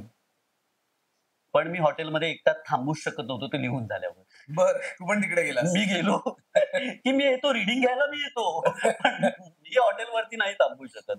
आणि मग त्या भीतीमुळे ती भीती मला अनुभवायला मिळाली म्हणून तो कदाचित सीन अधिक चांगला झाला. हम्म. आणि अख्खं प्रेक्षक अरे 12 वाजता थाप पडणार आहे, 12 वाजता थाप पडणार आहे. ह्या चर्चा व्हायच्या ना लोकांच्या, बरोबर आहे. प्रेक्षकांच्या, खरंय. की अरे आज ती सुचल्या दिसणार आहे. मला वाटतं ह्या चर्चा ट्रेनमध्ये होणं, हा. ह्या चर्चा आपल्या चाळीतल्या जेव्हा बायका भांडी घासत असतात, कपडे बरोबर. धुत असतात बाहेर, ते इथली मावशी त्या मावशीला म्हणते, "अरे आज ते सुशल्या हे करणार आहे. अरे तू काल पाहिलं तर." तर ही लोकप्रियता आहे त्या मालिकेची आणि ह्या अशा मालिका लिहायला मिळणं हे खूप गरजेचं आहे आणि बराच काळ हॉररमधून गेल्यानंतर अंधारमाया लिहायला एक्झॅक्टली. आलं. म्हणजे मला आठवतं शर्मिष्ठा राऊतचा कॉल आला होता आणि तिने म्हणाला, "मला हॉरर हे करायचंय." आणि हॉरर म्हटल्या माझ्या डोक्यात तुझं नाव आलं. मी म्हणालो, "मला बराच काळ झाला हॉरर लिहून." हा. तर मला आवडेल हॉरर करायला. हम्म. आणि जसं लाईन ठरली आमची, तसं एक 3-1 दिवसात ती गोष्ट लिहून झाली. हम्म. कारण आपण हापापलेलो असतो, की बराच काळ झाला रे, आता मला लिहायचंय. लिहायचंय, बरोबर. आणि 3-1 दिवसात ती गोष्ट लिहून झाली आणि ती प्रेक्षकांच्या भेटीला आली आणि खूप चांगला प्रतिसाद मिळतोय हम्म. हम्म. अंधारमायाला. अंधारमायाला खूप आणि चांगलं. शेवट तर थक्क करतोय लोकांना. हो. मग ह्या निमित्ताने पुन्हा एकदा मी सांगेन सगळ्यांना, की अंधारमाया ही मालिका झी5 वरती, ही सीरीज झी5 वरती नक्की पहा. वा. मुळात लेखकाला वेगवेगळ्या प्रसंगांना सामोरं जायला लागतं आणि कधी कधी एखाद्या ग्रामीण बोलीवरती टीका होते. हं. तर त्यावेळेला कसं रिॲक्ट करतोस? अ, ही टीका रात्रीच खेळ चालीच्या वेळेला झाली. हं. कारण सगळे कलाकार होते बरेचसे, हं. जे कोकणातले नव्हते. हं. हं. आणि त्यात ते अभिनयासाठी उत्तम होते ते. फक्त भाषेची अडचण येत होती. हं. हं. हं. मग ते कलाकार मेहनत करताना दिसत होते मला हं. स्वतःला, की हं. ते असिस्टंट आमचे डिरेक्टर होते. त्यांच्यासोबत बसायचे स्क्रिप्ट घेऊन. हं. मला विचारायचे, की हे कसं हे करता येईल? उच्चार याचा म्हणजे उच्चार कसा आहे? याचा हेल कसा आहे? आणि ती मेहनत दिसताना कुठेतरी वाईट वाटत होतं, की यांच्यावरती बोटं ठेवली जातायत. हां. पण विश्वास होता, की हेच उद्या जाऊन प्रेक्षकांना अस्खलित मालवणी बोलून मालवणी. दाखवणार आहेत. हं. त्या भावना पोहोचवणार आहेत. बरोबर. म्हणजे सुहास शिरसाट सोबत माझे बरेच सीन असायचे आणि भाषेच्या पलीकडे जाऊन तो पोहोचवायचा भावना. तेव्हा खूप बरं वाटायचं, की भाषेच्या पलीकडे जाऊन भावना ज्या महत्त्वाच्या आहेत, हं. त्या पोहोचतायत. आणि अशा वेळेला लोक हे मालवणी नाहीच आहे, हे कसं तुम्ही हे केलंत? तर भाषा ही 12 मैलावरती बदलत असते. हो. म्हणजे कणकवलीतलं मालवणी वेगळं आहे. कुडाळ सावंतवाडीकडचं मालवणी वेगळं आहे. माझं मालवणी हे कणकवलीचं होतं. मी कणकवली तालुक्यात राहतो. हो. तर ते मालवणी होतं. मग त्याच्यानुसार मी लिहायचो. कारण ते प्रेक्षकांना समजणारही आहे, बरोबर. सोपं आहे. अधिक आपण आणखीन तळ कोकणात गेलो, तर ते थोडंसं अवजड आहे. ते कळणं गरजेचं आहे. आणि पाहणारा प्रेक्षक जो आहे, तो पूर्ण महाराष्ट्रातला आहे. हं. त्यांना म्हणजे माका तुकापर्यंत ठीक आहे. मरे वगैरे हे समजणारं नाहीये. त्याच्यामुळे मग ती भाषा थोडी सोपी करून प्रेक्षकांपर्यंत पोहोचवणं गरजेचं आहे आणि भाषेच्या पलीकडे भावना पोहोचवणं गरजेचं आहे. खरं, आणि त्या भावना मला वाटतं भिडल्या प्रेक्षकांना. खरं. तुझा असा एखादा संवाद किंवा असा एखादा आपण म्हणू वाक्य, की जे ज्या वाक्यावरती, ज्या संवादावरती लोकांनी प्रचंड प्रेम केलं, असं काही सांगू शकशील? म्हणजे लेखक म्हणून हां, लेखक म्हणून तुझा संवाद एखादा. लेखक म्हणून बरेच असे छोटे-छोटे प्रत्येक एपिसोडमध्ये किंवा काही एपिसोड्समध्ये प्रत्येक मालिकेच्या असे प्रयत्न असतो, की लोकांपर्यंत ते पोहोचावं. हं. तर मला आठवतंय रात्रीच खेळ चाले मधलं एक वाक्य होतं, जे खूप कनेक्ट झालं होतं, की दत्ताची जी बायको आहे, हं. ते गावी आहेत आणि गावी जेव्हा मुंबईवरून माणसं येतात, हे पाहिलेलं आहे मी किंवा आम्ही जेव्हा हं. मुंबईवरून गावी जायचो, तेव्हा ठरलेलं असायचं चहा पावडर आणि फरसाण. हां. तर ती म्हणते, की "हां, इथून आंबे, फणस सगळे पाव वगैरे नेणार आणि आमका काय आणून देणार? चहा पावडर आणि फरसाण." आणि हे एवढे त्याचे रील्स झाले, अच्छा. की लोकांना खूप कनेक्ट झालं ते. अरे, हीच परिस्थिती असते घराघरामध्ये. हं. खरं. तर अशा बऱ्याच छोट्या-छोट्या याच्यावरून म्हणजे मला आठवतं, की अ, कारे दुरावामध्ये हं. युजलेस ह्या शब्दाचा मी वापर केला होता, हां, हां. की तू युजलेस आहेस. हं. ते जयला म्हणजे आपल्या सुयशला युजलेस. मग त्याच्यावरती युजलेस जेव्हा आपण म्हणतो, तेव्हा युजलेस म्हणण्यासाठी पण त्याचा वापर आपण करतो ना. हं. बरोबर. मग युजलेस कसा झाला तो? बरं, बरं, बरं. असे जिथे संधी मिळते तिथे-तिथे किंवा कोकणाचं वैशिष्ट्य होतं हं. सारं काही तिच्यासाठी मध्ये, हां. की ज्या अंगणातून पूर्ण चंद्र दिसतो, अ, छान असं वातावरण दिसतं, ही सगळ्यात किमतीची जागा आहे बरोबर. आणि ती माझ्या कोकणात आहे. हं. असे जिथे-जिथे आपण हे आणि ते प्रेक्षकांना भिडतं आणि अरे, ते छान होतं. छान होतं. ही जेव्हा दाद येते आणि ते कलाकार तितक्याच छान परफॉर्म करतात. कारण हे फक्त प्रल्हाद कुलकर्णी लिहून उपयोगाचं नाही. बरोबर. तर ते परफॉर्म होणं गरजेचं आहे आणि ते परफॉर्म केलं जातं. म्हणजे अतुल दादा ची मला यावेळेला आठवण आली, की जागोमोहन प्यारेमध्ये हं. जी एका पुरुषावरती सीरियल असते. होय. सीरियल म्हटल्यावरती नेहमीच हं. स्त्री स्त्री प्रधान असतं. प्रधान असते. हं. तर मोहन हा त्याच्यातला महत्वाचा कॅरेक्टर होता. हं. आणि मोहन ज्या पद्धतीने करायचा अतुलदादा अप्रतिम परफॉर्म करायचा आणि श्रुतीची साथ होती. हो, हो. तर ते जे त्यांचं हे व्हायचं, की प्रत्येक वाक्य पाहताना लेखक म्हणून आम्ही लिहिलंय याच्यापेक्षा मोहनने, अतुलदादाने ते परफॉर्म केल्यावरती एक वेगळं वाटायचं. हं. आणि माझं नशीब, की अतुलदादासाठी मला अ, माधुरी मिडल क्लास हं. आणि जागोमोहन पॅरेससाठी मला लिहायला संधी मिळाली, की बरोबर. आपण ठरवलेलं असतं ना, की ह्या माणसासाठी कधीतरी लिहायला मिळालं पाहिजे. खरं आहे. आणि ते लिहायला मिळालं आणि दादा भेटल्यावरती कौतुक करायचा. हं. म्हणजे आम्ही ज मोहन माधुरी मिडल क्लास नावाची सीरियल केली आणि त्यानंतर ह्या सेटवर "तू आहेस ना, मग मजा येईल." खरं आहे. मी म्हणू हे जे आहे, की एवढ्या मोठ्या कलाकाराने आपल्यावरती हा विश्वास दाखवणं हं. आणि त्यानंतर त्याने आपण लिहिलेलं त्याने परफॉर्म करणं. हं. हे खूप म्हणजे स्वतःचीच पाठ थोपटून घ्यावीशी वाटते अशा वेळेला. अतुल परचुरे याच्याबद्दल तू अतिशय महत्वाचा अतुल परचुरे यांच्याविषयी तू अतिशय महत्वाचं असं बोललास. अतुलदादा आता आपल्यात हयात नाही. अशा काही व्यक्ती आहेत का, की ज्या आत्ता हयात नाहीयेत, पण ज्यांनी तुझ्या लिखाणाला भरपूर दाद दिलेली आहे, पाठीवरती कौतुकाची थाप दिलेली आहे? मी साहेब नावाची एक सीरियल लिहायचो हं. आणि तेव्हा विक्रम गोखले होते. हं. तेव्हा त्यांचा शेवटच्या एपिसोडचा सोलो होता. हां. जो त्यांना आवडलेला आणि त्यांनी मेसेज पाठवलेला, की बरं. लेखकाला सांगा आणि तेव्हा बाबा सावंतांनी मला फोन केला होता. बाबा हम्म, सावंत हम्म, क्रिएटिव्ह होते, हम्म. की विक्रम गोखलेंना आवडलं बरं का. वा. आणि मी म्हणालो, "अरे!" म्हणजे विश्वास बसत नाही. हम्म, आपल्याला ह्या माणसांनी अ, दाद दिलेली आहे. इव्हन रमेश फाटकर हम्म. 100 डेजच्या वेळेला काही 100 days. एपिसोड रमेश फाटकर होते. अ, म्हणजे रमेश फाटकर वाचतायत सीन आणि आपण तिथे उभे आहोत आणि धडधड होतो, की रमेश भाटकर आपण लिहिलेलं सीन वाचतायत. मस्त आहे. आणि त्याने "हां, बसा." "हां ना." वा. हे केल्यावरती आपण पुढे जात नाही, कारण हम्म, त्या माणसाची आदरयुक्त भीती असते. बरोबर. पण आपल्याला काळीज धडधडायला लागलेलं असतं, हम्म, की रमेश भाटकर, विक्रम गोखले आणि खरं मग असं होतं, की आपण आणखीन छान लिहायचंय. खरं जबाबदारी वाढते. जबाबदारी वाढते. हम्म. पण सध्या झालंय कसं बघ, की सध्या वेगाचा हा सगळा कालावधी आहे. रील्सच्या माध्यमातून अनेक गोष्टी लिहिल्या जात आहेत. शॉर्ट फिल्म्स येत आहेत. मायक्रो पोएट्री सारखं नवीन माध्यम आहे. काय नेमकं म्हणजे आता प्रदीर्घ लिखाण होतच नाहीये का सगळ्या लोकांना म्हणजे अटेन्शन स्पॅन कमी झालाय? काय म्हणजे काय सांगशील? मला वाटतं जो वेग वाढलाय त्याच्यामुळे अटेन्शन स्पॅन नक्कीच कमी झालाय. आणि लोकांना 30 सेकंदात मनोरंजन करून घ्यायचं हां. असतं. आणि ते करतात मनोरंजन. ह्याच्यामुळे मला वाटतं लोकांना दोष देण्यापेक्षा हं, आपण चांगलं निर्माण करण्याचा प्रयत्न केला पाहिजे. हं, कारण का ते जात आहेत? हं. हां, त्याच्याकडे की 30 सेकंद आपण प्रोमो पण दाखवतो ना, हो, आपल्या मालिकेचा तो प्रोमो बघून आले पाहिजेत. बरोबर आहे.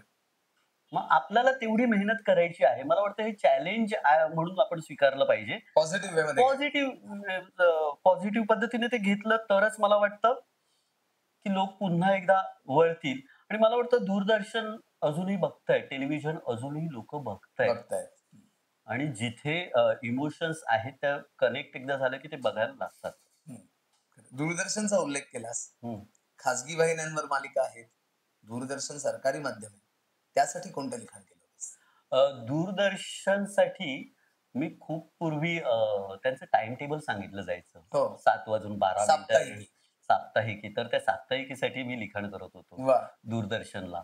अ, आणि त्याच्यामध्ये मला ती गंमत वाटायची 8 वाजून 3 मिनिटांनी. बरोबर. म्हणून ह्या वेळा कशा पाळल्या जातात? 8 हं. वाजून म्हणजे किती शिस्तबद्ध होत असेल काम, बरोबर. की वेळा ह्या कधीच चुकलेल्या नाहीयेत. हं. म्हणजे खरं. मी म्हणजे दूरदर्शनसाठी काम करत असताना तिथे काही गोष्टी त्यानंतर मला वाटतं मी माझा पहिला सोहळा हा हं. दूरदर्शनचा लिहिला होता. बरं. हिरकणी महोत्सव ज्यावेळेला मी 13वी होतो. कॉलेजमध्ये असतानाच? कॉलेजमध्ये ओके. असताना लिहिलेला आणि तेव्हा रेणुका शहाणे आणि दीपक देऊलकर अँकर होते वाह! आणि महेंद्र कदमांनी ती संधी दिली हं, होती. हं, हं. आणि त्यावेळेला आणि हे कलाकार टीव्हीवर बघण्याची सवय आहे ना, बरोबर. की रेणुका शहाणे, हो. दीपक देऊलकर यांचे आपण चित्रपट पाहिले. बरोबर. हम आपके है कौन? म्हणजे ती शिडीवरून पडतात पूजा तेव्हा भाभी. आपल्याला हं, अरे यार! आता काय झालं? हं, असं होतं. तर हे कलाकार आपण लिहिलेलं वाचतायत हं, आणि त्यामध्ये एक विनोद होता, हं. की त्यावेळेला वेगवेगळ्या क्षेत्रातील स्त्रियांचा सन्मान व्हायचा हिरकणी बरोबर. हो. महोत्सवात. तेव्हा एका बँकेच्या अधिकारी होत्या. तर त्यांच्याबद्दल लिहिलं होतं, की घरात लोणची मुरत घालणाऱ्या स्त्रीला लोनची जबाबदारी म्हणजे ग्रेटच ना. बरं, बरं, बरं. आणि तेव्हा लोणची आणि लोणची. लोणची असे विनोद होते त्यामध्ये. हं, पण त्यानंतर त्या हसल्या तिथे. ते म्हणा, "अरे, हे हसून मी पाहिलं होतं, हं. जे आता समोर बघतोय मी." वाह! तर रेणुका शहाणेंचं स्माईल आणि सुरभीमधलं हास्य त्यांचं. आपल्या स्क्रिप्टसाठी हं. हे म्हणजे मजा आली होती. आणि कॉलेजमध्ये होतास तेव्हा. कॉलेजमध्ये असताना. प्रल्हाद, कदाचित बऱ्याच जणांनाही माहिती नसेल किंवा असेलही, होम मिनिस्टरसाठी सुद्धा तू सहाय्यक दिग्दर्शक होतास. हो, हो, हो. आणि आदेश दादाबरोबर काम करण्याचा अनुभव आणि मुळात होम मिनिस्टर सारखा एक रियालिटी शो जो अनेक वर्ष सुरू, तो अनुभव. मी साधारण 1000 एपिसोड केले होम मिनिस्टरचं. क्या बात है! आणि होम मिनिस्टरने काय दिलं? हं, तर होम मिनिस्टरने अख्खा महाराष्ट्र फिरवला. हं, महाराष्ट्राच्या भाषा, माणसं बघायला मिळाली हं, होम मिनिस्टरमध्ये आणि ते अनुभव मला वाटतं इथे मला कामी येतात. हं, बरीचशी म्हणजे आम्ही एका घरात गेलो होतो आणि अगदीच निमुळती जागा होती, की घरात बसायचं कुठे? हं. कॅमेरा कुठे ठेवायचा? अशा वेळेला त्या मोरीमध्ये कॅमेरा ठेवला त्या घराच्या. बरं. आधीच सर स्वतः गॅसच्या सिलेंडरवर बसले. हो. हं. आणि त्या बाईचं पहिलं बक्षीस तिला मिळालं. हं, आणि पहिलं बक्षीस मिळाल्यानंतर तिच्या डोळ्यात पाणी होतं. हं, हं. आणि त्यानंतर सरांनी विचारलं, की "काय झालंय?" तर त्या वहिनी म्हणाल्या, "उद्या मुलाची फी भरायची आहे." बरोबर. हे मला वाटतं हे अनुभव आपण डोळ्यांनी खरं आहे. पाहिलेले आहेत. आणि त्याच्यामुळे त्या बाईचं टेलिव्हिजनवरती बघण्यापेक्षा मी समोरासमोर त्या बाईच्या डोळ्यातलं पाणी बरोबर. पाहिलेलं आहे, हं, की तो आनंद काय असतो त्या हं, नोटीचा. हं, हं, हं. हं. बरोबर. ती तेव्हा फक्त बक्षीस नव्हतं, तर ते गरज होती. गरज होती. हं. आणि हे असे अनुभव समोरासमोर बघायला मिळत होते. खरं आहे. म्हणजे आम्ही त्यावेळेला होम मिनिस्टरसाठी जे कॉल यायचे त्यांना फोन करायचो आम्ही, हो, की आम्ही तुमच्याकडे येतोय. येतोय. तर बरं काय असे असे हो. व्हायचो, की नक्की येताय तुम्ही 10 वेळा फोन करायचो पुन्हा तुम्ही नक्की येताय. त्यावेळेला एक फोन केला आम्ही हं, आणि हॅलो नमस्कार, झी मराठीमधून बोलतोय. हं, तर तुम्ही होम मिनिस्टरसाठी फोन केला होता आणि आम्ही तुमच्याकडे शूटिंग करण्यासाठी हं, येतोय. आणि त्यानंतर त्या माणसाच्या डोळ्यात म्हणजे आवाजात ओलावा हं, आला, हं. की "सर माफ करा, माझी बायको एक्सपायर झाली आहे. तिची खूप इच्छा होती होम मिनिस्टरमध्ये येण्याची." यानंतर आपण फोनवरती काय बोलू शकतो? खरं आहे. निःशब्द होतो. आत्ताही तसंच की मी नाही मला निःशब्दच. नाही कळलं पुढे काय काय बोलावं? रिएक्ट करावं? म्हणजे सॉरी हे बोलण्या एवढंही हे नाही खरं आहे. राहिलं. पण ती बाईचा मी चेहरा पाहिला नव्हता. पण त्या माणसाच्या आवाजातला ओलावा, तो म्हणाला की तिची खूप इच्छा होती यायची. ह्याच्यात मला वाटतं त्या कार्यक्रमाचं यश होतं आणि आपण किती घरांना जोडले गेलो आहोत, हे कळत होतं. खरं आहे. आदेशबद्दल मला विचारायला आवडेल. कारण आदेशचं व्यक्तिमत्वच आहे आदेश बांदेकरांचं, की मुळात आपलंसं करणं हो, समोरच्याला हो, हो, हो. आणि 1000 एपिसोड तू आदेश दादाबरोबर केलेस. तर आदेशचा प्रवास मी जवळून बघितलाय. तो चांगला मित्र माझा सुद्धा आहे. पण तू प्रत्यक्ष 1000 एपिसोड त्याच्याबरोबर होतास. आदेशबद्दल सांग ना आपल्या सगळ्यांना? ते मेंटॉर म्हणून आहेत. हं, म्हणजे मी त्यांच्यासोबत फिरत असताना बऱ्याच वेळेला ते सांगायचेत काही गोष्टी. हं. समजवायचं, की हे असं असतं, हे असं असतं. आणि याच्या पलीकडे मला एक आठवतंय, की माझा पहिला विमान प्रवास हां. हा सरांनी घडवून आणला होता माझ्या वाढदिवसाच्या दिवशी. बरं. हो, मला माहीतही नव्हतं, की आम्ही औरंगाबादमध्ये शूट करत होतो हां, आणि चला निघायचं शूट झाल्यावरती निघायचं. ते म्हणाले, "अरे प्रल्हाद तुझ्या बॅग दे आणि तू चल." हां, म्हणून कुठे? अरे आपल्याला जायचंय कुठेतरी. अहो मग सर मुंबईला कधी जायचं? हां. आणि त्यावेळेला मी एकांकिकाही करत होतो. माझ्यावर रिहर्सल आहे. अच्छा. आणि ते म्हणाले, की "नाही चल, चल आपण पोहोचणार, पोहोचणार." हां. आणि एअरपोर्टला गेल्यानंतर मला कळलं, की मी फ्लाइटने चाललोय. तोपर्यंत त्यांनी माझं आधार कार्ड, अमुक-तमुक त्या डॉक्युमेंट्सवर तोपर्यंत तुला तिकीट माहिती नव्हतं म्हणजे. माहीत नव्हतं मला. It's a birthday gift. हो. हं, आणि त्याच्यानंतर आतमध्ये गेल्यानंतर हं. ज्या माणसाचा फोटो अख्खा महाराष्ट्र काढतोय, हो.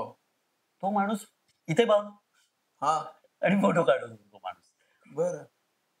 म्हणजे हे खरंच ह्याच्यासाठी माणूस असणं महत्वाचं आहे आणि ते आहे. म्हणजे आजही कुठल्या कार्यक्रमाला गेल्यानंतर अ, घरातलं एक हो. बॉन्ड असतो ना, तसं आहे. म्हणजे आदेश सर म्हणा, सुचित्राताई म्हणा हं. किंवा सोहम म्हणा, खरं की अगदीच घरातल्या सारखं आहे ते. घरोबा असणं हे घरोबा आहे तो. महत्वाचं आहे. खरं आहे. तुझ्याशी गप्पा मारताना लक्षात येतंय, की वेगवेगळ्या प्रकारचे जॉनर्स तू हाताळलेस. हॉरर असेल, रोमॅन्टिक असेल, तारिणीसारखा एक वेगळा विषय असेल, थोडं तुझं, थोडं माझं असेल, तर नवागडी नवराज्य. तर हे एवढे सगळे जॉनर्स हाताळताना एक लेखक म्हणून असं कधी विचारांचा गोंधळ नाही का उडत, की एकाच वेळेला 2-2, 3-3 मालिका लिहीत असतो. तर काय गंमत होते का त्याची? किडा असतो ना ज्याला बरेच पाय असतात. हां. तर ही एक गोष्ट आहे छान. हां. तर त्या किड्याला बरेच पाय असतात. एक काळासारखा जो किडा असतो, हं, हं, हं. बरेच पाय असतात. तर एकदा मुंगळा तो छान ऐटीत चालत असतो. हं, हं. आणि एक मुंगळा त्याला समोर भेटतो आणि तो त्याला प्रश्न विचारतो, हं. की "तुला एवढे पाय आहेत, मग कुठला पाय कधी उचलायचा?" हं. हे तुला कधी कसं कळतं? हा. आणि तेव्हा त्या किड्याच्या डोक्यात तो प्रश्न जातो आणि तो अडखळून पडतो. बर. ओके. या प्रश्नच पडू देत नाही, येस. की समोर आलेलं पात्र म्हणून कसं लिहायचंय. ओके. वा. चला हॉरर आहे ना, हॉरर करायचंय. हम्म. रोमॅन्टिक आहे ना, रोमॅन्टिक करायचंय. तर ती गंमत आहे त्याच्या मनात, की आता आपण हॉरर लिहितोय, आता आपण प्रचंड घाबरवायचं. ह्याच्यापेक्षा मी ते पात्र लिहितो, ती सिच्युएशन लिहितो. ओके. हॉरर एलिमेंट वरनं परत एक आठवलं, की भुताखेतांवर सुद्धा तू एक वेगळ्या प्रकारचं लिखाण केलं होतंस आणि सादरीकरण पण केलंस. भूता-खेता आणि कथा हं. अ, असं एक विझूट चॅनलवरती हा एक सेगमेंट चालायचा. ज्याचं लिखाण अभिषेक खडकरने केलं हं. त्या कथांचं आणि त्याचं नरेशन मी केलेलं आहे. हॉरर जॉनर बद्दल तू बोलतोयस. तर एका वेगळ्या माध्यमासाठी तू भुताखेतांच्या संदर्भातलं काहीतरी एक वेगळं सादरीकरण आम्ही तुझं बघितलेलं आहे. हो, हो, त्याबद्दल. हो, हो. भूता-खेता आणि कथा. हं.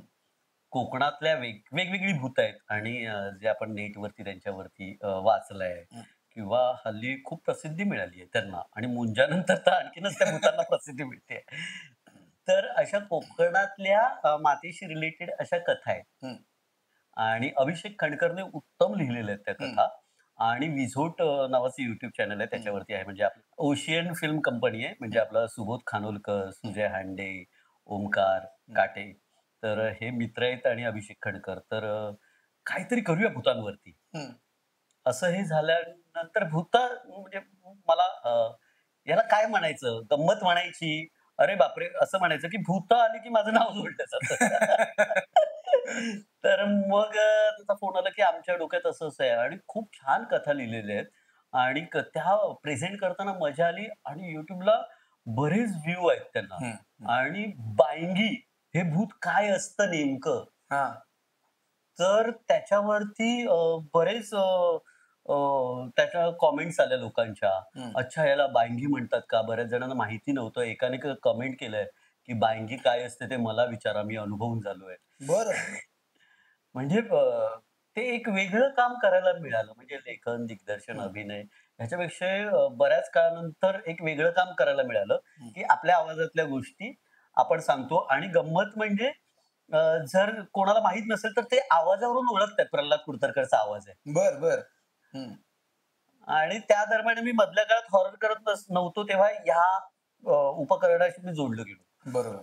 आणि Instaवर पण मी थोडंसं बघितलं हां, हां. भुताखेतांचं जे हो, तुझं हो, हो, सादरीकरण हो. होतं ते. त्या म्हणजे एक वन लाईन स्टोरीज येस. ह्या केल्या जातात. हां. आणि त्या वन लाईन स्टोरीवरती अ, हे केलं जातं. म्हणजे उदाहरणार्थ म्हणायचं गेलं, हं. की मी प्रचंड घाबरलो होतो. कारण बेडच्या खाली कोणीतरी होतं. आणि मी खाली वाकून पाहिलं, तर तो म्हणत होता, की वर भूत आहे. म्हणजे वन लाईनरमध्ये ती बरोबर. भीती, हं. कारण भीतीला 1 सेकंद हवा असतो बरोबर. तुम्हाला घाबरवण्यासाठी. खरं आहे. म्हणजे भीती, भीती, भीती आणि कधीच प्रेक्षक घाबरत नाही. नसतो. हं.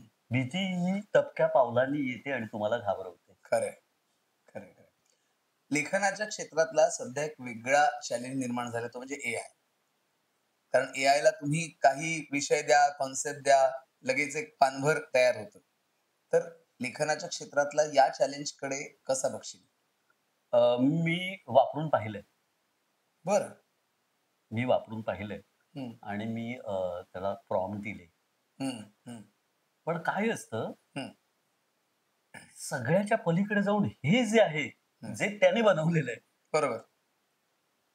त्याचा आपण विचारच करू शकत नाही, ते काय आहे? ह्याला कधी तुम्हाला प्रॉम्प्ट देण्याची गरज नाही पडत. हं. आपण विचार करत जातो आणि त्याच्यातून तयार होत जातं. खरं आहे. आणि मी तर प्रयत्न केला, चला करून बघूया. आलंय ना, तर करून कधीतरी बघू. याला सामोरं जावं लागेल आपल्याला. हो. म्हणजे आधी आपण Insta वगैरे हे करत नव्हतो. पण आता गरज म्हणून आपण ते करायला लागलोय. हं. तर पुढे जाऊन एआयला सामोरं जायला जायला लागेल. हं. म्हणून मग ते करून पाहिलं. हं. पण त्याचं कसं आहे, की त्याच्याकडे ज्या गोष्टी आहेत, हं. त्या तो तुम्हाला देतो. म्हणजे इतर डाटा हे करून तो तुम्हाला देतो. हं. एक नवीन क्रिएट करणं बरोबर. हे अजून आलेलं नाही. आलेलं नाही. खरंय. कारण ते माणसाच्या बुद्धीतनं येणार. माणसं आणि अ, आपल्या डोळ्यासमोर जी पात्र असतात ती नाही एआयलाही समजू शकत नाहीत. खरंय. म्हणजे म्हणजे लेखकांना घाबरण्यासारखं एका काही नाही. रिकाम्या अवकाशात आपण ती पात्र पाहत असतो. खरंय. जिथे काहीच नसतं. ती पात्र नाही दिसत. सजेशन्स येतात त्याचे. हां. जे आपल्याला घ्यायचे असतील तर आपण घेऊ शकतो. पण मला वाटतं अजून तरी लेखकांना घाबरण्याची हां. गरज नाहीये. कारण एक भीती निर्माण झाली कुठेतरी, की अरे बापरे! म्हणजे आता आपला जॉब जाणार की काय? हो. पण मला असं वाटतं, की एआयचा वापर योग्य ठिकाणी करावा, हं, ज्याच्यामुळे माणसांच्या पोटावर पाय येता कामा नये. म्हणजे हं, मध्यंतरी असं एक झालं होतं, की पात्र म्हणूनच एआयचा वापर केला होता. हं. तर येस. एक कलाकार तुम्ही घरी बसवला. हं, हां, उद्या तुम्हाला धोका देईल एआय, पण कलाकार नाही धोका देणार. हं. माणूस नाही तो धोका देणार. बरोबर. त्याच्यामुळे एआयचा वापर हा खूप अ, अ, मर्यादा त्याच्या ओळखून केल्या पाहिजेत. बरोबर. कधीतरी त्याला मर्यादा असतील ना. हं. माणूस पुश करून बघू शकतो स्वतःला. बरोबर. तर मला वाटतं अजून धोका नाहीये लेखकांना लेखकांना धोका नाही. आणि जे वापर करतायत त्यांनी कुठल्या गोष्टीसाठी आणि किती वापर करावा हे ठरवावं. लेखक म्हणून करिअरची जी संधी असते उपलब्ध, तर पूर्ण वेळ म्हणजे आपला संसार चालू शकेल एवढा पैसा या क्षेत्रात आहे का? हो, आणि त्यासाठी नक्कीच आहे. काय करायला पाहिजे? एक तर खूप प्रामाणिकपणे काम केलं पाहिजे. हं, तुम्हाला ठरवायला पाहिजे, की तुम्हाला काय करायचंय हं, आणि त्यानुसार तुम्ही काम केलं पाहिजे. तुम्हाला डिसिप्लिन असलं पाहिजे कामामध्ये हं. आणि आवड निर्माण असली पाहिजे. माझी आवड भलतीच आहे आणि मी लेखन करतोय किंवा माझी आवड भलतीच आहे आणि मी रील स्टार आहे आणि आता अभिनय करतोय. हं. तर ते नाही. तुमचा फोकस खूप क्लिअर असणं गरजेचं आहे आणि मग पैसा येतो. कामं आहेत इंडस्ट्रीमध्ये. कामं कामं आहेत. नाही आहेत असं नाही आहे. तुमची मेहनत करायची तयारी असली पाहिजे. बरोबर. म्हणजे आज टचवूड मी लिहायला लागल्यापासून एकदाही घरी बसलोय, हां. असं झालेलं नाहीये. हं. सातत्यानं कामाचा अ, ओघ आहे आणि माणसं, वाहिन्या विश्वास ठेवतायत. खरंय. त्याच्यामुळे पैसा आहे इथे. प्रसिद्धीचं म्हणाल, तर उत्तम काम केलं तर तीही मिळते. हं. पण असं नाही की संधी नाहीये. तुम्हाला त्यासाठी स्ट्रगल तर करावा लागतो. बरोबर. जो कुठल्याही क्षेत्रात करावा लागतो. मग हं. जर तुमची आवड असेल तर इथे स्ट्रगल करा. तुम्हाला काम मिळणार. काम मिळेल. मगाशी तू झी मराठीचा उल्लेख केलास. हो, स्टार प्रवाहासाठी सुद्धा तू लिहितोयस. हो. तर तिकडे त्या वाहिनीवर काम करण्याचा अनुभव. मी स्टार प्रवाहावरती लक्ष नावाची एक मालिका लिहिली होती. हं, त्यानंतर आंबट गोड, परत क्राईम, कॉमेडी, हं, माधुरी मिडल क्लास. हं. हं. आणि आता थोडं तुझं, थोडं थोडं माझं माझं. लिहितोय. तर गंमत आहे दोन्ही विचारधारा वेगवेगळ्या असतात. हं. पण काम करण्याची तुम्ही मजा घेतली, तर ती मजा येते. आणि खरंय, तुमचं म्हणणं तुम्ही पटवून देऊ शकत असाल, तर समोरच्याला ते पटतं. खरंय. आणि स्टार प्रवाहाबरोबर बऱ्याच काळानंतर करतोय. पण एक छान मालिका करायला मिळाली हं. आणि बिकॉज ऑफ अतुल केतकर. खरंय. म्हणजे खूप मोठं नाव आहे इंडस्ट्रीमधलं, की तुम्ही कुठल्याही टप्प्यावर असाल तर शिकत राहिलं पाहिजे. हं, तर हं. मला वाटतं ह्या दरम्यान मी खूप शिकत राहिलोय. हे शिकायला मिळतंय आणि म्हणजे त्यांनी दोन्हीकडच्या बाजू पाहिलेल्या हं, आहेत अतुल हं, केतकरांनी. हं. एक चॅनल म्हणूनही आणि एक प्रोडक्शन हाऊस म्हणून, एक लेखक म्हणून हे सगळं. तर मला वाटतं ते थोडं तुझं, थोडं माझ्याच्या दरम्यान शिकायला मिळतंय आणि मग ते थोडं तुझं, थोडं माझं असं करून ती मालिका आता खरंय. 300चा टप्पा पार झाला. बरं झालं. आणखीन एक मनात असं येतं, की बऱ्याचदा आपण मगाशी टी-आर-पीचा मुद्दा बघितला. हो. तर ज्यावेळेला बघ अचानकपणे मालिका बंद होते, त्यावेळेला कलाकारांचा पण पोटापाण्यावरती गदा येऊ शकते किंवा लेखकाचं करिअर धोक्यात येऊ शकतं. तर हे जे चॅलेंजेस आहेत या माध्यमातले, हं. तर त्या चॅलेंजेसला कसं फेस करायचं? प्रत्येक गुरुवार हां. हा तुमचं टॅलेंट तपासणारा असतो. बरं, बरं. म्हणजे आधीच्या आठवड्यात तुम्ही जे काही केलं हं, त्याची मार्कशीट तुमच्या हातात येते त्या हं, गुरुवारी. हं, मग त्याच्यात वेगवेगळ्या गोष्टी असतात. हं. टी-आर-पी, टाईम स्पेंड हे असे वेगवेगळ्या बरोबर. याच्यामध्ये ती पडताळणी होते. आणि मला वाटतं काही वेळेला खूप असं होतं, "अरे, कमी झालं, कमी झालं. हां. बदला, बदला, बदला." असं न होता स्वतःच्या गोष्टीवरती विश्वास ठेवणं खूप गरजेचं आहे. हम्म, हम्म, कोणी म्हणजे लेखकाने, प्रोडक्शन हाऊसने, चॅनलने, की तुमची गोष्ट एक वेगळी आहे ना, ती दुसऱ्या मालिकेसारखी असू शकत नाही ना बरोबर समोरच्या. बरोबर. आणि तिकडे वाढलं की तुमची गोष्ट बदला, तुमचा जॉनर बदला, पण तुमची पात्रही बदलतात त्याच्यामुळे.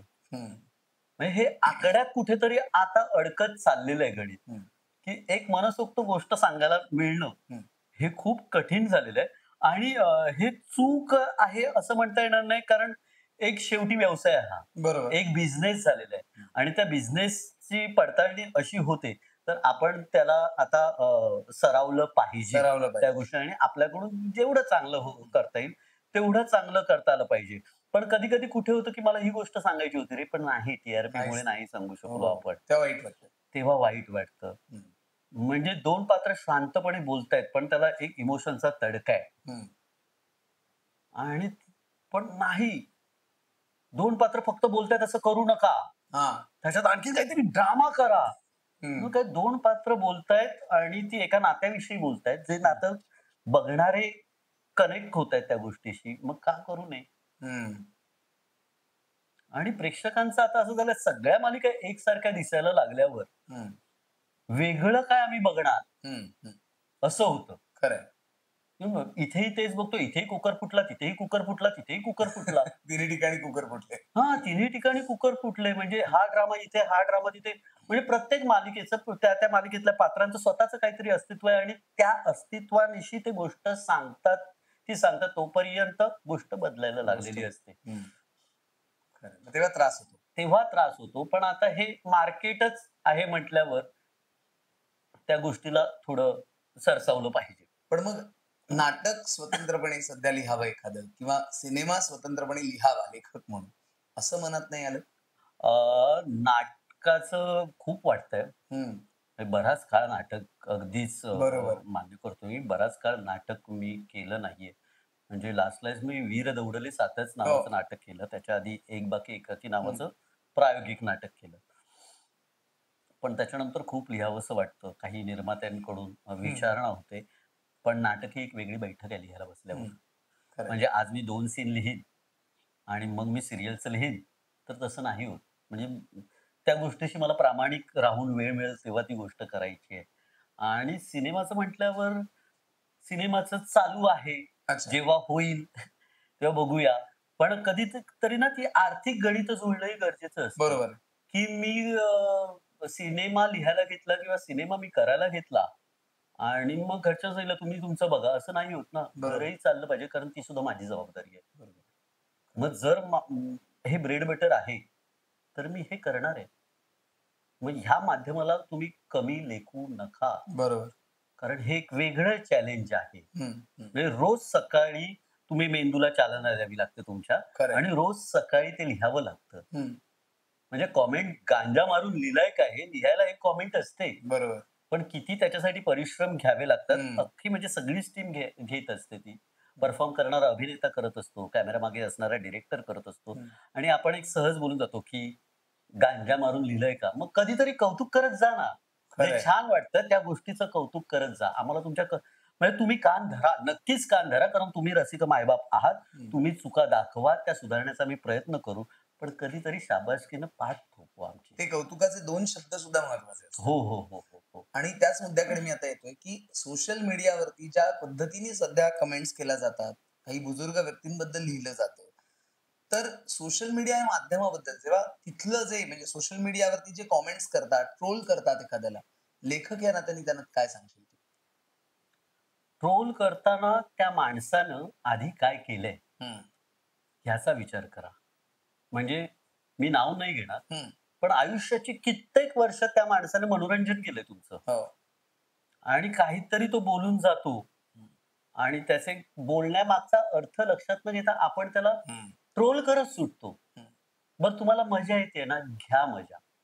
पण त्याची साखळी व्हायला लागते नंतर. हो. आज 10 जण मजा घेतात, उद्या 1000 जण घेतात, मग अख्खा महाराष्ट्र घेतो. ज्या माणसानं महाराष्ट्राला हसवलं, रडवलं, त्याला तुम्ही हे खेचता किंवा एखादं विधान कोणी केलं. हं, हं, हल्ली एक खूप झालंय म्हणजे संवेदनांचं काय झालं मला कळत नाही. हं. मोबाईल आहे म्हणजे त्याच्या कॅमेराचा वापर करायचाच करायचा. हां. की काय झालं की मोबाईल तू काय बोलला आता मी हे टाकणार सोशल मीडियावरती. एक्झॅक्टली. आणि इरिटेट होतं रोज रोज बघायला खरंय. की तुम्ही उठ सूट हे म्हणाला ते म्हणाला ह्याने माझ्या गाडीला ठोकलं बघा. हम्म. तुमचे प्रॉब्लेम्स आहेत ते सॉल्व्ह करा ना. जो बघतोय त्याचे सुद्धा प्रॉब्लेम्स आहेत. खरंय. खरंय. खरंय. तुम्हाला कोणी तिथे 4 कमेंट्स येणार. तुम्हाला कोणी मदत करायला नाही येणार आहे नाही येणार. बाबांनो. खरंय. त्याच्यापेक्षा तुम्ही योग्य ॲक्शन त्या ठिकाणी घ्या. बरोबर. म्हणजे अभिव्यक्त होताना भान ठेवा. भान ठेवलं पाहिजे. हा मुद्दा म्हणजे महत्वाचा. आधी तुम्ही काय करायचं मोबाईल नसताना बरोबर. आणि आज मोबाईल आहे म्हणजे त्याच्या कॅमेराचा वापर झालाच पाहिजे आणि ते पोस्ट झालंच पाहिजे. हम्म.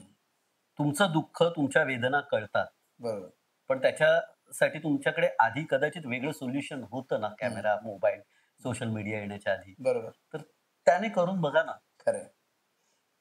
वाचन संस्कृती पण सध्या कुठेतरी कमी होत चालली आहे. हो. हे दिसतं. म्हणजे लायब्ररियन एका भेट झालेली होती काही कामानिमित्त. ते म्हणाले मुलं येतच नाहीत, विद्यार्थी येतच नाहीत वाचन करायला. आणि मग त्याच्यामुळे मग वाचन नाही म्हणून लिखाण नाही.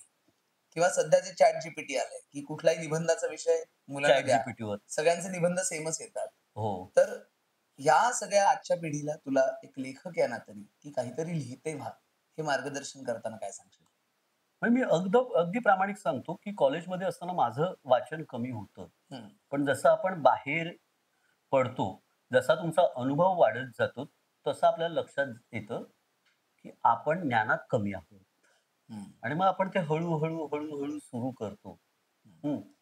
तर आता बऱ्याच वेळेला एकांकिका बघताना हं. वगैरे, की आजूबाजूला घडतंय त्याचा परिणाम आहे किंवा मोबाईलवरती आपण न्यूज बघितला, की हा विषय आहे, हे करूया हं. आपण किंवा अमुक एका लेखकाची गोष्ट आहे, त्याच्यावरती आपण करूया एकांकिका. हं. पण जेव्हा तो लेखकाची 4 पुस्तकं वाचता ना, तेव्हा तुम्हाला हं. लेखक कळतो कळतो. खरंय. आणि मग तुम्ही त्याचे विचार मांडू शकता, नाहीतर फक्त त्याने लिहिलेली गोष्ट मांडता तुम्ही. खरंय. तर बरोबर. मला वाटतं ही वाचन संस्कृती हे केली पाहिजे. म्हणजे परळमध्ये एक खूप छान उपक्रम झाला होता आणि दुर्दैवानं तो बंद पडला. हं. आय-टी-सी हॉटेल त्याच्या हं. मागे पराग चव्हाण जे माजी नगरसेवक होते. हं. तर त्यांनी पुस्तक गार्डन सुरू केलं. बरं.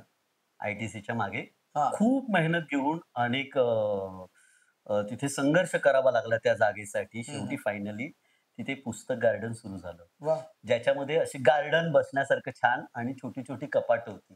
बरं. ज्याच्यामध्ये सगळ्या लेखकांची पुस्तकं, पुस्तकं होती. हं. कादंबरी, लघुकथा सगळं होतं. पण कोणी वाचायलाच आलं नाही. अच्छा आलंच नाही. कोणी आलंच नाही. कोणी त्याचा आस्वाद घेतलाच नाही. म्हणजे जेवढे लोक उद्घाटनाला होते त्याच्या हं. निम्मे जरी आले असते, तर आज ते पुस्तक गार्डन सुरू राहिलं असतं. मग ते बंद करावं लागलं. बंद करावं लागलं. मग आता तिथे एक वेगळा उपक्रम तो सुरू करण्याचा प्रयत्न करतो. म्हणजे कोणीतरी आपल्याला अशी साथ देतंय, देतंय. तर त्याच्या साथीला उभे राहूया ना. खरंय. त्या पद्धतीनं त्याचा तो आनंद घ्यायला हवा, की जी वाचन आणि संस्कृती. असं नाही की पराग दादाला पॉलिटिकल बॅकग्राऊंड आहे, पण हे कुठल्याही पॉलिटिकल बॅकग्राऊंड मधून नाही आलंय. हं. तो स्वतः उत्तम वाचक आहे. हं. जगभरातली अनेक पुस्तकं त्याने वाचलेत, अनेक सिनेमे पाहिले आहेत. म्हणजे मी कधीतरी दादा असं आहे, कुठला सिनेमा आहे याला रेफर करण्यासाठी? बरं. आणि असा माणूस कुठल्याही स्वार्थाशिवाय हे सगळं करतो. हं. तर निदान तुम्ही एक पुस्तक वाचू शकता ना. खरंय. नक्कीच. त्या उपक्रमाला तर साथ द्यायलाच हवी आपण. द्यायलाच हवी.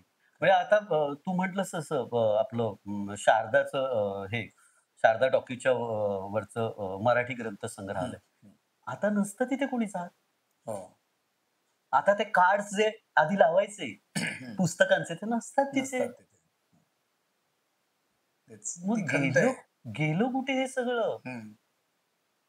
तेच. मध्यंतरी एका कॉलेजमध्ये विद्यार्थ्यांना काही प्रोजेक्ट्स दिले होते मी. प्रोजेक्ट्स उत्तम केले होते, की 12 मिनिटाचं त्यांना कथानक प्रोड्यूस करायचं होतं. आणि कथानकं उत्तम होती, पण त्याच्यामध्ये निगेटिव्हिटी खूप होती.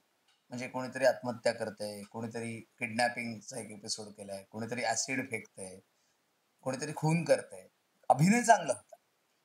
पण ते सगळं बघताना विषय जी निगेटिव्हिटी होती, तर अशी निगेटिव्हिटी सध्या वाढली आहे का? किंवा या जॉनरचे जास्त सगळे येतायत का? हो, मला वाटतं ओ-टी-टीला OTTचं. हां. ह्या जॉनर्सच्या सीरीजना अधिक रिस्पॉन्स आहे. हं. पण ह्याच्या मुळे मला वाटतं कुठेतरी भावना खुंटीत होतायत त्या, हं. की कधीतरी म्हणजे एक मोठी बहीण लहान बहिणीच्या केसाला तेल लावते, असा सीनच कुठे दिसत नाही. हं. एका खरंय. बापाच्या पाठीवरती मुलगा उभा राहतो आणि बाप विचारतो, "वजन तुझं किती आहे सांगू का?" हं. हे आपण पाहिलेल्या बघितलेलं गोष्टी आहे, आपल्या बघितलेलं आहे. घराघरांमध्ये. हो ना. तर ते हे दिसत नाहीये. नाही दिसत नाही दिसत कुठे. आहे. खरंय. हे म्हणजे सगळ्याच माध्यमांमध्ये ह्या छोट्या-छोट्या गोष्टी आहेत, ज्या अधिक जवळ आणतात आपल्याला. हं. आणि मला वाटतं मग ह्या गोष्टींसाठी प्रेक्षक सुद्धा वाट बघतोय. हं. या नॉस्टॅल्जिया कोणीतरी समोर आणावा. हं. तर खरंय. ह्या गोष्टी होणं गरजेचं आहे. आम्ही फक्त तेच दाखवत राहिलो, की ह्याला रिस्पॉन्स आहे. हं. मग हेच दाखवूया. अरे पण ह्याला पण रिस्पॉन्स येईल येईल कदाचित. हे कदाचित. दाखवून बघूया का? दाखवून बघूया.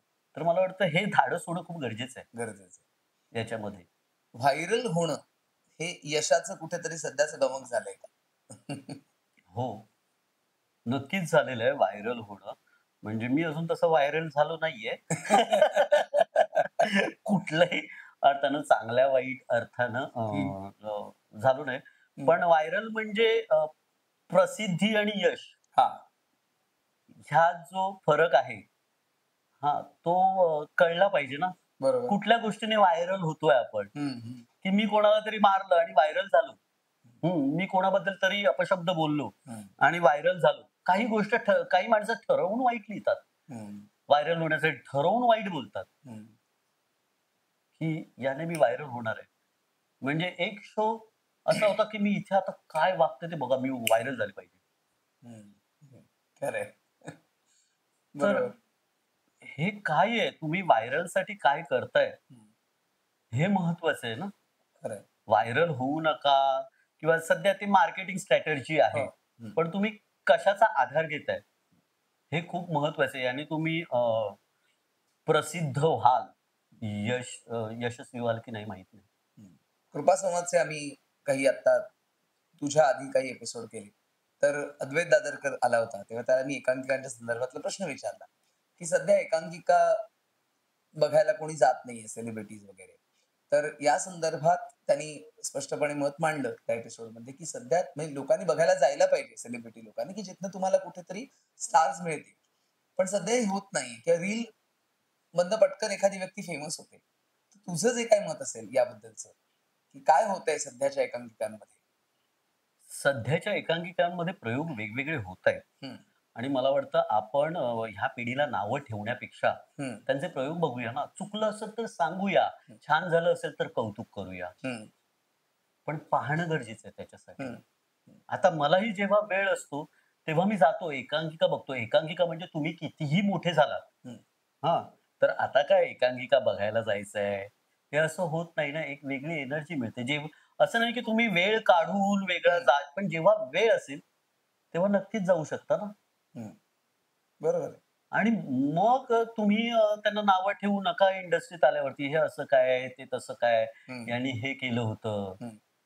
आणि मग रील्सचं म्हटल्यानंतर आता एक तो वाढलेला आहे प्रकार, की हो. सगळेजण रीलकडे जातात, की एक काम करूया, आपण ना रील करूया. माझ्या ओळखीत काही जण आहेत, हां. जे मी ऐकलंय, की आपण ना रील करूया. हं. मग त्याच्यामुळे आपण ना सगळ्यांपर्यंत पोहोचू. मग आपल्याला बोलवतील. ओके. करणार काय? करणार काय? हं. हो. म्हणजे काही रीलवरचे खूप चांगले-चांगले ॲक्टर आहेत. हां. म्हणजे शंतनू रांगणेकर हो. उत्तम ॲक्टर आहे. होय. त्याच्यासारखे म्हणजे शंतनू रांगणेकर आधीच कुठेतरी दिसायला पाहिजे होता. बरोबर. म्हणजे आता तो उत्तम नाटक करतोय. म्हणजे ठरता ठरता ठरेनामध्ये एकांकिकापासून पण आहे. हो, एकांकिकांपासून मी त्याला बघतोय. उत्तम ॲक्टर आहे. पण का कुणाचं त्याच्याकडे लक्ष गेलं नाही? हं. मग त्याने त्याचा मार्ग निवडला आणि आज तो करेक्ट आहे. हं. आणि आज तो सगळीकडे दिसतोय, दिसतोय. सगळीकडे गाजलाय. चांगल्या अर्थाने व्हायरल आहे. चांगल्या अर्थानं व्हायरल आहे. खरं आहे. आणि तो रील्स करतो त्याही तशा चांगल्या असतात. चांगले असतात. पण त्याने त्याचा प्लॅटफॉर्म निवडला. हं. म्हणजे स्वतःसाठी उभं राहणं म्हणतात ना, तर हं. मला वाटतं हे स्वतःसाठी उभं राहणार आहे. हं. आणि मला वाटतं कितीही तुमचं तुम्ही रील्स बघता तेव्हा इन्स्टावरती अरे हा घ्यायचा का कास्टिंगला, हा घ्यायचा का कास्टिंगला. हम्म. हा म्हणजे एका OTT चॅनलच्या बोलण्यात समोर हम्म. आलं होतं, की अरे त्याचे फॉलोअर्स बघा. मग काय करणार? हम्म. फॉलोअर्सच्या नादात मग रील्स करायला आणि मग त्या ह्याच्यामध्ये कुठल्या प्रवाहात वाहत जातात हे त्यांनाही कळत नाही. हम्म. पण हे कुणामुळे झालं? कारण आपण कधी एकांकिका बघायला गेलो नाही. हम्म. हं. आपण काही सजेस्ट केलं नाही. आपण कोणाला छान-छान ॲक्टर, ॲक्ट्रेस आहेत. म्हणजे माझा नेहमी प्रयत्न असतो, की मी प्रोजेक्ट करेन त्याच्यामध्ये एकांकिकेतले कलाकार असावे. हम्म. खरंय. आणि त्या ह्याच्यामध्ये मी ही अमुक एक एकांकिका ह्याच्यात काम उत्तम केलं होतं, ऑडिशन घ्या. हम्म. पण हे का होतं जर मी बघायला गेलो तर?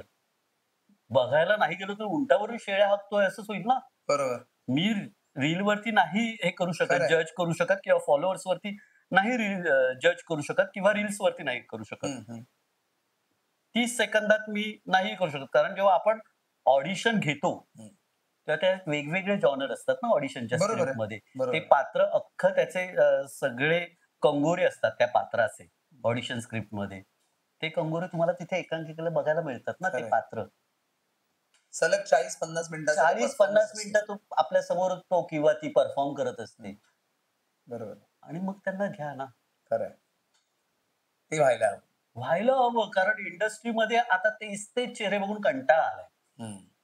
अभिनेता, अभिनेत्रींचे नवीन चेहरे मला वाटतं यायला हवेत आणि हम्म. त्याच्यासाठी नवीन चेहरे कुठे मिळतील? तर ही ती जागा आहे. हम्म. तुम्ही या, बघा आणि मग तिथून त्यांचा प्रवास तुम्ही सुरू करा. वाह! म्हणजे आता INT स्पर्धांना सुरुवात होणारच आहे. हो. युथ फेस्टिव्हल सुरू आहे सध्या. तर आपला पॉडकास्ट झाल्यानंतर जरी अजून काही लोकं वळले, हो, तर हो, हो, फार हो. फायदा होईल त्याचा. मला आठवतंय सवाईच्या एकांकिका स्पर्धेला मी आदिनाथ ला फोन केला हं. कोठारेला हं. आणि आदिनाथला म्हटलं, की अ, "येणार आहेस का तू एकांकिकेला?" हां. आणि तो आला. हं. त्याने पाहिलं येस. आणि काही कॅरेक्टर्स याच्यामधली हं. पाणीमधली पाणीमधले. ती त्याच्यातली आहेत. बरं, बरं. मिळालं ना त्याला टॅलेंट कारण तो मिळालं. त्या त्या दिवशी त्याने आलं तो त्याने पाहिलं. बरोबर. म्हणजे ही कदर करणं आहे. खरं आहे. आणि सवाईतनं तर सवाई काय किंवा INT, हो, हो, उन्मेष, हो, हो, भूगचर हो. कितीतरी कलाकार रंगभूमीला गेलेले आहेत. आर्टिस्ट नाहीये हा प्रश्न आहे. आपण त्यांच्यापर्यंत पोहोचत नाही. पोहोचत नाही. चांगले लेखक या क्षेत्रात कमी पडतायत का? का अप्रोच चुकतोय कुठेतरी? काय होतंय? लेखक खूप चांगले आहेत. माझ्याच हं. ओळखीत 10-12 लेखक आहेत. हं. पण मालिकांकडे बघण्याचा दृष्टिकोन त्यांची चूक आहे की नाही मला माहीत नाही. हं. पण मालिकांकडे बघण्याचा दृष्टिकोन त्यांचा वेगळा आहे. आम्हाला मालिकाच करायच्या नाही. हो. असा दृष्टिकोन आहे. एकदा तुम्ही अनुभव घेऊन बघा. बरोबर. मालिका म्हणजे वाईट नाहीये. हं. तुम्हाला जर चांगलं करण्यात आलं, नावं ठेवण्यापेक्षा एक छान गोष्ट सांगण्याचा प्रयत्न करा. हं. म्हणजे बरेच जण म्हणतात, "अरे मालिका काय लिहितो?" अरे तुम्हाला ते जमत नाही हं. म्हणून तुम्ही करत नाही. हं. हं. तर नावं ठेवण्यापेक्षा त्याचा एकदा अनुभव घ्या. नाही झेपलं, तर तुम्ही स्वतःला हे करू शकता ना, पण कुठल्याही माध्यमाला नावं ठेवू नका. नावं ठेवा. सगळी तर माध्यमं सगळी पडताळून बघा. माध्यमं चित्रपटात उत्तम प्रयोग होत आहेत, नाटकांमध्ये उत्तम प्रयोग होतात. नाटक तर आता काय भरभरून नाटकं चाललेली आहेत आणि हो. उत्तम चालली आहेत. उत्तम कॉन्सेप्ट आहेत. तसे मालिकांमध्ये पण प्रयत्न होत आहेत आणि टचवूड माझ्या नशिबाने मला वेगवेगळे प्रयोग करण्याची संधी मिळाली मालिकांमध्ये. बरोबर. तर लेखक बरेच चांगले आहेत. तर त्यांनी एकदा प्रयत्न करावा मालिकांमध्ये. चित्रपट, OTT याच्यामध्ये नक्कीच करा नाटक. खरं आहे. ते आपलं मूळ आहे नाटक. पण याच्यामध्येही नावं ठेवण्याची आधी एकदा प्रयत्न करून प्रयत्न बघा. करा. उदय टिकेकर सरांना आम्ही बोलावलं होतं पॉडकास्टमध्ये आणि ऑडिशनच्या बाबतीत सध्या जे होतंय, की म्हणे अनेक ज्येष्ठ कलाकारांना सांगितलं होतं, की तुम्ही एक व्हिडिओ शूट करून पाठवा. म्हणजे ऑडिशनची प्रक्रियाच कुठेतरी बदलल्यासारखी झाली आहे. त्याबद्दल काय सांगशील? मला ऑडिशन देणं ह्यात काही चुकीचं असं वाटत नाही. हं.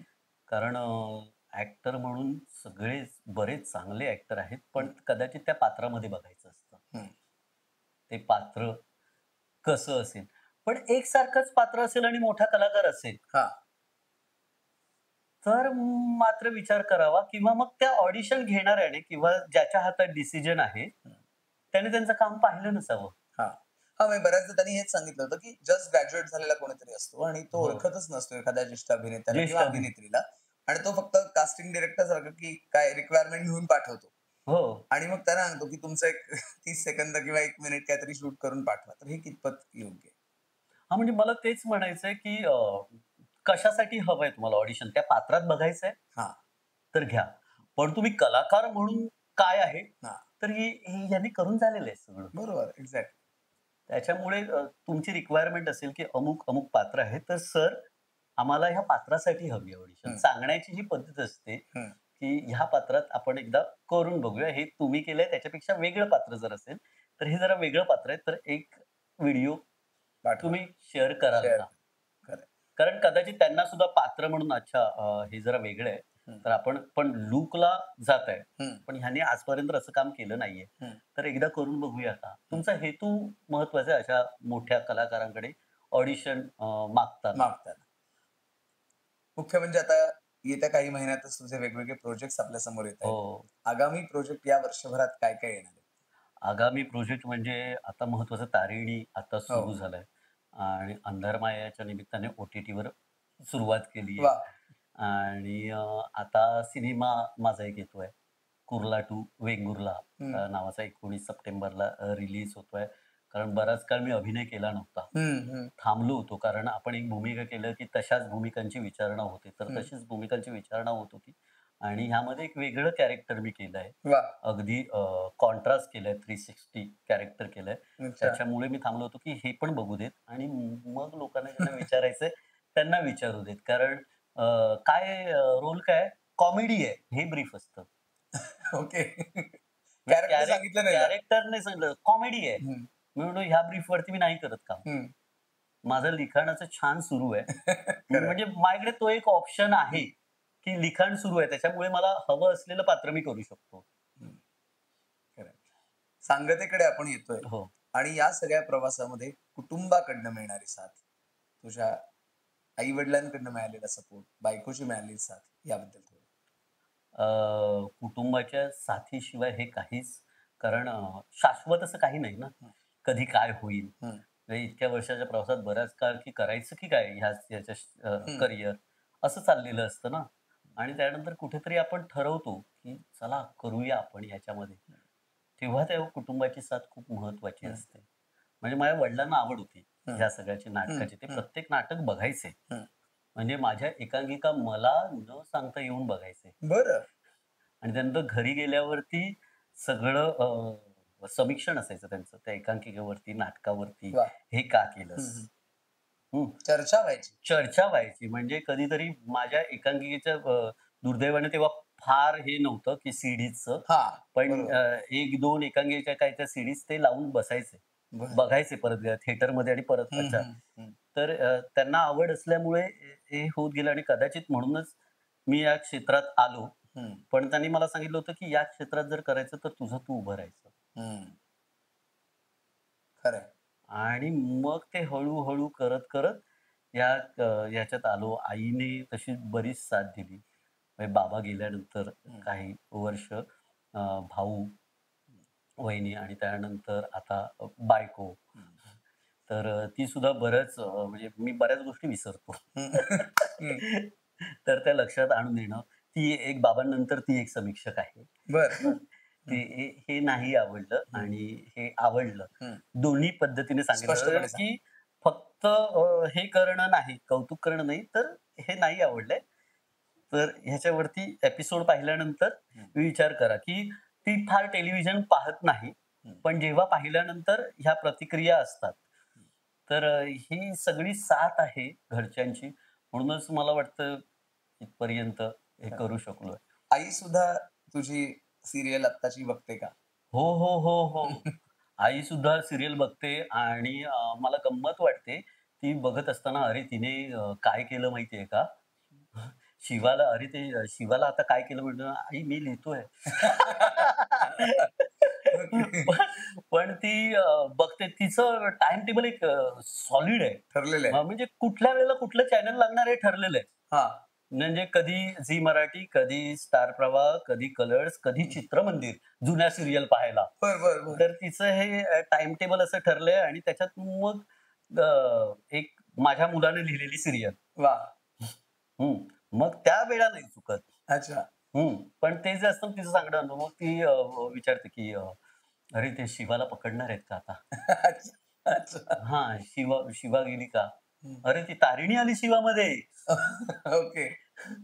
तर मला घरचा एक प्युअर ऑडियन्स मिळतो. बरोबर. कारण त्या एज ग्रुपमधला ऑडियन्स आहे जो मालिका बघत असतो. बरोबर. तर त्याच्यावरून अच्छा काय कळलंय हिच्यापर्यंत, हा, हे कळतं. हे कळतं. अच्छा हे नाही कळलं तर आता आपण हे करूया. हम्म. ही एक बरोबर. गंमत असते घरातली.